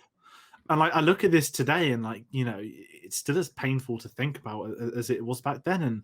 And it's such a good scene, and just the way the two are acting with each other. And I think, you know, we say that Craig's not funny, and in that situation, there's your James Bond that he's not going to give up on. I mean, I know he's not really a Queen and Country type of Bond, but he won't do it. And I love the fact he knows that doesn't matter what happens now, your people are going to like cut you up into pieces. And it's such a well done scene. And I think the film has built that moment for an hour and a half. All of Mads being calm and composed, Bond being calm and composed, everything leads you to that scene. So I'm going to go with the torture scene, and it's also just bloody funny. I like how subversive that is as well. You know, like he even spells it out. Mads Mikkelsen says it's kind of a play on all the other Bond films. He says, "I've never been one for like all these intricate methods of torture and whatnot. You know, there's no laser beam in this one. There's none of that stuff in this. It's just, I mean, it's the scene that makes every guy cross their legs, isn't it? Like, I think it's just man's greatest design. It's the noises. It's the noises Craig makes. Yeah. Yeah. The first noise that he makes on the first hit, I don't know how he made that noise. Like that's the most painful noise I've ever heard. It's when he like whips it around like 3 times before I'm like, oh no. Do you think someone on YouTube's tried to reenact it to figure out if it was real or not? I hope not. No, I'm not saying it, and it wouldn't be us, but you know, like somewhere someone's always on the news doing something stupid for YouTube. That's the one I'm trying to find out if someone's ever done. I mean, there's probably something out there on the internet vaguely indicative of this. Jack has 4 out this year. Next year now. It's been delayed, hasn't it? Oh, yeah. Okay, best scenes. I agree with you. The poker scenes are absolutely fantastic, especially that final hand is excellently put together. I enjoy the parkour scene. That one always stuck with me. And also just this one moment where he's kind of chasing Vesper through the streets of Venice, and he takes a second to pause and he cocks his gun, and you're just like, well, you know, from that point on, that's the end, like, of them. You know, there's no coming back from this. You know, she's going to end up dead here. And it's just that moment of, we all know what's going to happen here. Even if he's able to kind of get out here, she's not going to get saved in this situation. And it's a terrible scene to say is one of my favorite scenes, but the drowning scene as well. Just the fact that she puts herself in that situation because she can't live with the consequences of betraying him, I think is absolutely fantastic and a brilliant choice to give Bond that trauma. I have a really weird kind of scene which I'd completely forgotten about. No. No. Go on, sorry. It's a bit of an awkward scene, and it's the scene where he goes and tries to follow I can't even remember the character's name, the guy into the weird museum of like the human body, and he's got that weird stabbing fight, and it felt really unnecessary and at the same time like really awkward. It's like the most awkward death in one of any of the Bond films, and it's completely unnecessary, and they could have just kind of skipped past it and stuff like that. It's how he wins. He wins because he does like a look there. And and nobody would do that. I wouldn't look away. Are you joking? He's got a knife. That needed a one-liner at the end of that, I think. That needed like your moment from Commando, like, I apologize for my friend, he is dead tired. Like, you needed a moment like that where someone comes over to them. He could have done a Sean Connery, like, she's just dead. Like, that would have been like, Craig could deliver something as weird as that, and I think it would have worked. But that scene was awkward, right? It just didn't fit into the film, and they didn't really need it, and I don't know why it was there. Oh, can I tell you, really sorry to jump in? Yeah, go on. It's not the worst in the film, but I spotted the Richard Branson cameo for the first ever time. Oh, no, I've never seen him. Yeah. So I was watching on Saturday, and he gets first at the airport, and I was like, that guy looks a bit like Richard Branson. And Dad's like, George, pause it. He's like, I think that was Richard Branson. I was like, I'm not pausing it. Let me Google it. And yeah, Richard Branson asked for a cameo because they let them use one virgin playing in the background. I saw it, and I genuinely started like laughing out loud. I was like, "Oh my god, that was Richard Branson!" It was like a second. It was like a second, and I was like, I've never spotted this before. I've not got a bigger TV or anything. I've just never looked to the right hand side of the screen. Okay, Shayla. I'll start with worst. So I completely agree with Chris. It's the finger sucking. I just every time I watch that scene, I'm like, read the room, James. Like, because if you notice, once he starts sucking her fingers, she does not she's not reacting positively. She's shaking, and she's like if he would have just held her hand or held her more or something, like I just thought that was kind of uncomfortable. Because that one's definitely the worst for me. But the best for me is actually the poisoning scene, because that floored me the first time that I watched it. I had to pause halfway through and go to my mom and just be like, Mom, he's poisoned, and I don't know if he's gonna make it, although I know he's gonna make it because it's James Bond. But it was crazy. Like, it's so tense when he grabs the salt shaker and the glass, and he goes to the bathroom, he tries to throw it back up. Like, it's crazy. And then when he calls into MI6 to say he's poisoned, and that whole it's so tense. And when he realizes it's not plugged in and he's going for it and then collapses, to me, that's just it's a brilliant scene. And that one is hands down my favorite, because that's the one that I walked away from that movie being like, man, that poisoning scene, like, never mind the poker game, never mind the torture. I was like, man, he got poisoned. He let his guard down that much that he got poisoned, because he's new at it, right? He trusts people kind of sort of more than he does, in other films. And because this is his learning film. He learns not to trust people. He learns to be very suspicious of everyone. So I just thought that was, because that's up there with like one of the scariest moments for Bond ever. Like, he's not sure he's going to make it, and if Vesper didn't strike a deal, he wouldn't have made it. And it's just, I think it's unbelievable. But he still adds like bits of humor in there. I love the bit where he calls up MI6 and they're like, "Can we put you on hold?" He's like, "I thought you might say that." Like, you still have those. It is really tense. Like, even when I watch it now, and as you said, like, he's going to get out of it. And I think there's only a few Bond films that have managed to do that for me, where they present him in a situation where genuinely I'm dumbfounded, like, how he's going to get out of this, but he always finds that way. I think it's just something as real as like a heart attack, though, and I think that Daniel Craig plays it so well, like the physicality of it, when he's like waiting, he's like sort of geeing himself up before he hits the button, like to wait till the absolute right moment to do it. Yeah, it's a fantastic scene. And then obviously it's a great bit where he's like, "Oh, I've got to go and win this game now," which is and just the fact that when she saves him, his first thing that he says is, "Are you okay?" Like, he's the one that went through this huge trauma. He almost died, but he asks her if she's okay. And I just think that's such a cool moment. Like This is where she starts sucking his fingers because he's in trauma and he's catatonic. I hope there's a deleted scene somewhere where she just did it, like a blooper somewhere. She starts sucking his fingers. Oh boy. Should we talk about some one-liners then? And actually, I don't have that many from this film. I mean, I've already talked about some that actually weren't on my list, so I think I know the one that everyone's going to go for. It's during like one of the scenes that we talked about, so I'm not going to mention that one. I like the bit at the train sequence where she sits down and she says, "I'm the money," and he's like, "Every penny of it." I like those kind of one-liners. That's Bond to me. There's the "You're not my type," smart, single. That again, that's classic Bond. And I think my favorite one-line of the whole film, "I'm sorry, that last hand nearly killed me." It's Bond, you know, it's Bond. It's so that's it. Very, very small list this week though, which I was very shocked about. I thought there were a few more. I've got one that's not Bond. I absolutely love this. This is more the one I use a lot when I'm playing like Football Manager. But during the scene with Chiffre and I don't know what they're the freedom fighters, the ones he's nabbed all the money from. Is it Abano's his name? I don't know what they're fighting for, but he just just snuck into this hotel with his mate with a giant fucking machete, and I just love the bit where like he's giving the briefing to Mads and he's just there like.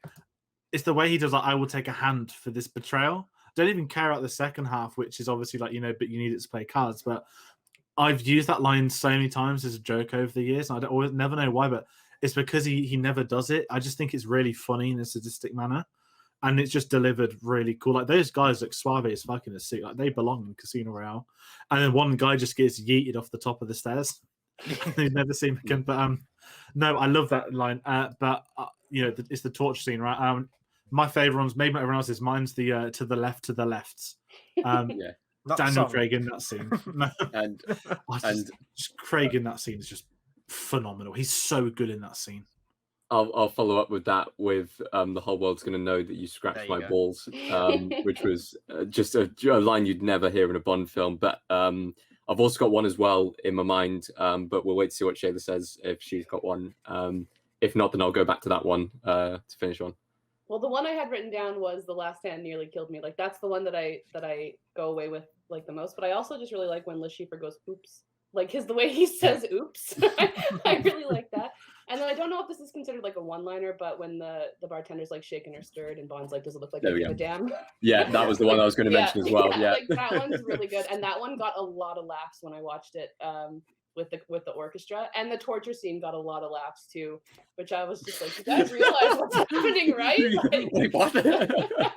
But people were laughing when Bond was laughing. People were laughing. So it's like how uncomfortable it is. Like, imagine if you're Mads Mikkelsen, that's your torture weapon, your torture method, and the man's laughing at you, isn't it? And that's why it's so powerful. It's just when he says that line of "the whole world's going to know you scratch my balls," I was kind of expecting him to wink at the camera or something like that, just like. And he did die, and that's how he died. He got shot in the head, and that's what a scene, what a film. I mean, there are so many other scenes as well, like just sort of like 1 second mentions on them. But the staircase fight scene with the guy with the machete. I've recently seen like Daredevil season 2, which has a fight scene down a stairway, and I thought everyone was talking about how crazy that action scene was, and then I watched this. I was like, oh wait, this did it first. It's basically the same fight scene. It's even shot the same way, so that's a great scene. And obviously stopping the bomb on the plane as well. That's quite a big action beat moment as well. I was watching it with my dad, and it's the bit where he switches the bomb and places it on the guy, and he's waiting for it to go off, and you just hear like the little pop and the smile, and my dad pointed at the screen, he was like, "And one-liner," and you don't get one, but I think it works with just like the knowing smile that it still works. It hits the same beat that a pun would anyway. You need something in there like anything you say will be held against you in court, and then Bond comes out with a pun. Like, what was that? Like, what do you say? You need something like he went out with a bang, or there you go. Something to do with aviation or flight, like he missed his flight or something like that. Like something. Really quickly, I mean, not to get into it because I've been 2.5 hours, but how brave were they to do a bombing at an airport in 2006 as well? Yes, in a big blockbuster that obviously I know that it's not really a good thing we're approaching the anniversary, but I keep forgetting like that was close. That's 5 years like after. And that would have, that was a very ballsy thing, and it's an integral part. They even mentioned that the Chiffre, they reckon, had money in the 9/11 stuff, and it's a really ballsy thing, and it's a really well done scene. And if that scene hadn't been done well, I think that could have come out really bad, like morally and all that kind of stuff. I'm thinking of so many other things. Just really quickly, the Daniel Craig run. The run, yes. Great. The arm pump. Go on, John. It's not Tom Cruise, but I was trying to think. There's the T-1000 from T2. He's got the arm pump down. Yeah, Tom Cruise from like every Mission Impossible, every action film he's done. And then but it was just quite a special. But it was like a little tiny arm pump in this one. It's middle chest. So when I was at school, believe it or not, I used to be thin, and I was really good at the 100-meter sprint, long legs and all that kind of stuff. And I watched Casino Royale 06, and I was like, Dad, like, why does he run like this? Because it was, normally you'd run, you just like, arms flapping like Raheem Sterling, but. And my dad explains to me, like, you run like that, is it does something to make you quicker. And at every sports day after, when it got to 100 meters, the full like the Daniel Craig, because it's so robotic as well, the way they shoot it, like him just running across the airport. And crowning achievement in year 10 100 meters was coming third in the year, and the winner ended up being a professional footballer. So I will take that with great pride. But I just need to. Secret of the Daniel Craig run, the arm pump. Honestly, like but whenever I do it, I feel like I'm James Bond, and it doesn't get done often because I'm not fit. But that's why.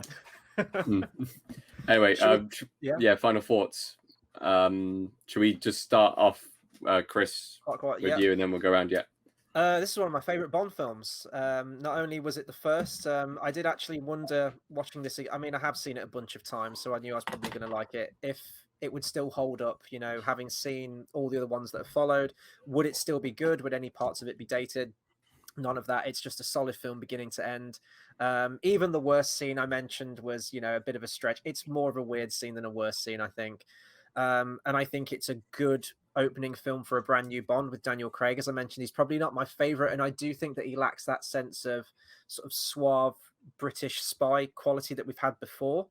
And it is a very different feel to Bond, but I think for an opening film, for an origin film, it's a fantastic sort of character study on Bond.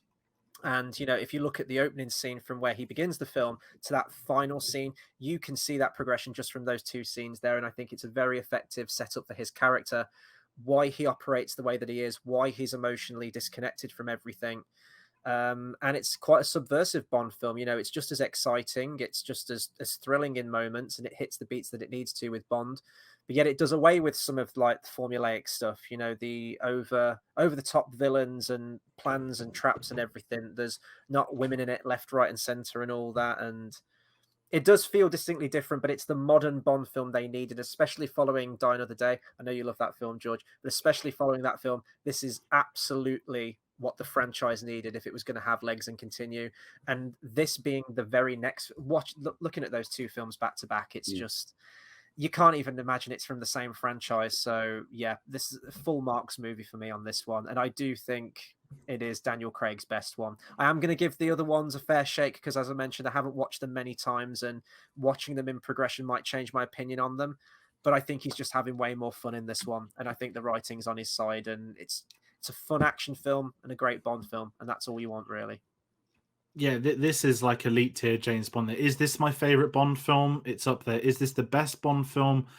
Arguably, it is. It is up there. I don't think it's anything anyone can take out of it. And going off what you said there, Chris, of Die Another Day, they're 4 years apart. Could feel like 20 years apart. But the one thing I'll say as well, which is spoken about, bar Dalton, you look at every Bond's final film, you think this guy needs to go. We need to get somebody else in now. Whereas you never got there with Brosnan. You didn't want him to go. He wasn't performance-wise in the state we need to go. They were very, very big shoes to follow. Brosnan had a big public backing. Die Another Day was the highest grossing film at the time of the Bond films. Done well with the public.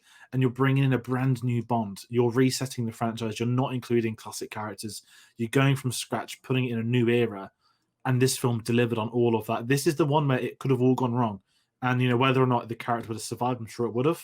But they'd have resorted straight back to what they did before, episodic, which they kind of do with Skyfall, and we'll get to Spectre, unfortunately. But this film is up there for the right reasons. I think it's the most invested you can be in the character and learning about Bond himself, his accuracies, his weaknesses, in terms of the Bond girl The very few action scenes they have are all phenomenal. We didn't speak much about the Venice stuff, but the fact that they were able to make loads of that practical on set as well is incredible. So it's a film that I think has got everything you want from a Bond film. It's Bond being a spy as well, saving the day. And for once, the stakes aren't saving the world. It's as simple as getting a finance geezer, getting a bank person. And they make that interesting. They make it accessible to the public. And I just think it's phenomenal filmmaking. There's a reason this film was sort of lauded the way it is. And 15 years later, there's a reason this appears in probably 90% of Bond fans' top 5, I'd say, an understatement. Yeah, completely agree. This is not only one of my favorites, but it's also one of the best made, and it is just objectively one of the best Bond films. Everything that you've said before, kind of having to fill those big kind of shoes left by Brosnan, and bringing back in the same director who kind of brought in the Brosnan era to do this in such a way that he did it was absolutely phenomenal. Everything down to the music, where we're saying David Arnold's score is one of the best. The theme song is one of the best. The title sequence is one of the best. The Bond girl is one of the best. You count up all of the things added together, and it just makes for one of the best films. The only thing that you can say maybe is that Craig, it is his best film in the Bond. And then I know some people don't like Craig. Some people are on board with Craig. It's a different style of Bond. But for this film, it perfectly suits it. And maybe this is kind of a thing going back to what Chris said, but him not being suave enough, maybe the fact that this film was about a casino helped carry that and kind of make us miss that kind of broad point. Because in the later films where he's not in the casino, he does come across as that kind of brutal, not very suave kind of character. Whereas this, he's almost forced into that situation in the whole casino thing. So maybe just the setting of the film helped with that. But everything in this film is just flying colors in every single respect. It's going to be on the top of a lot of our lists, I'm assuming, when we do it at the end for various different things. And it deserves every single second of praise that it gets. I don't think there's anything I can add to that. Like you all said exactly how I feel. So I have a fun little trivia nugget that I can There we share go. with all you guys. So Madame Wu in the movie, Yes, she's played by Ling from You Only Live Twice, which is the girl in the beginning who presses the button and the bed goes up and then people come in and shoot Bond down. Yeah, like I thought that was like really cool. And I thought of another line. Like I know that we're done the one-liners. Sure. No. But when Vesper says, "Take the next one," there's not enough room in here for me and your ego. Great, Brilliant. That Yeah. is unbelievable. But I mean, I echo everything everything you guys said. It's an incredible film. It's going to age even better. Like, just it's visceral. It's real. Like, you know, the stunts and the scene. Like, they're just. What else can I say? It's a great Bond film. And even at the end with Venice, I know there's the argument that you know, we don't really like the guy with the blacked out glasses. We don't really know him. This is the first time we've seen him, and now so Bond's going up against a villain that we haven't even connected with yet. I kind of like that because it shows how scary whatever this organization is, how scary they are, and they're always going to keep sending people. So to me, it just kind of shows like, oh wow, like we thought we were done with Le Chiffre and like maybe it was going to be all right, but it's not. There's always going to be another bad guy on the horizon, and I just thought that was like really cool. But we legally can't say the name of the organization just yet. Really, really quickly, the ego line that you just mentioned, it reminded me of one more bit, which it did get a laugh at me. I forgot this was a joke. It's the cover story that Bond gets in the envelope. And he says, Arlington Beach, and your name will be Stephanie Broadchest. I love And she's that. like, no, you're joking. It's like, if we were still in the 60s and 70s, you know, that would have been absolutely in there. I think that was perfect. That was a perfect little throwback to like the silly names that came before. Absolutely. There's probably so much stuff we still haven't covered in this, and we're getting close to the 3-hour mark. We're over 2.5 hours later. Over runtime already. Yeah. Oh boy, it happens. This one was going to be the one to do it. We knew this was going to be a big one anyway. But we haven't talked about a lot of scenes, so I'm going to hand over to everyone else now. Let us know what you think of Casino Royale. Do you rank this as highly as we have? Do you think it's sort of like one of the elite tier Bond films? Maybe you have some criticisms about it or any other scenes that we haven't mentioned. Please do let us know. Hopefully you guys have been commenting throughout as well. So we've probably been chatting about more of those scenes too. And all the positive things we've said about Casino Royale today. are going to go completely out the window next week when we talk about Quantum of Solace. What are there you might be some talking about? positives too. There's going to be some loads of positives next week. Don't worry about it. It's going to be a very balanced discussion. That's going to be Tuesday, the 14th of September, 8 p.m. BST, as always. I genuinely can't remember that film, so I have seen it, but it'll be like watching. I've got very fond memories around the time. I've got one really embarrassing story to tell about something that happened at school the same day I watched it. So yeah, tune in for that if you want an awful story, which I'm willing to actually share on the internet. Hey, absolutely. That's a reason to tune in. What about socials as well? Where can people find us and other people? Absolutely. So Facebook, Cinema Savvy, Twitter at cinema_savvy, letterboxd.com/cinema savvy, and of course we have a TeePublic link at the description below. So follow us on there. We announce our films, we announce who we're collaborating with. Obviously, we appreciate Shayla coming on as well. This was a later edition. I know that this was after Dine of the Day was recorded, and I know we missed off the Brosnan era, which is a massive shame, but we're glad to have got you on with this. And we got to talk about Brosnan a lot more so than we will in the next 3 films. I guess we could add to that as well. But if the people at home want to find you, where can they find not just your Twitter, but the Sweet Time show as well, and what you're up to as well? Sweet. Yes, so I have a YouTube show called Sweet Time with Shayla and Chelsea. We're best friends, and we want to try to bring some positivity into people's lives. So we usually release an episode every Monday. We're on a little bit of a hiatus right now, just because COVID and summer's kind of busy. But they're 10-minute episodes, and we usually do crafts, or we've done music and like ad libs and stuff. We just hope that people want to laugh along with us. If you had a bad Monday, come on over to sweettimeshow.com, pick an episode, and hopefully we can make you smile. So it's been lots of fun to do, and I think it's a pretty cute show. So, but then with Twitter, if you want to come talk to me about Brosnan or anything Bond related or anything at all, my Twitter handle is Shayla, SHAYLAYY, and I'd love to talk to you. That's awesome. So give Shayla a follow. It's been great having you on today. This has been an amazing discussion. So thank you for jumping on last minute as well. Thank you for having me. No, absolutely. Anytime. I think we're probably all very tired. 2 hours 40. We've absolute troopers on this today. So thank you to everyone that's watched. If you've stuck with us all the way through, power to you. And we'll see you next week for Quantum of Solace. See you then.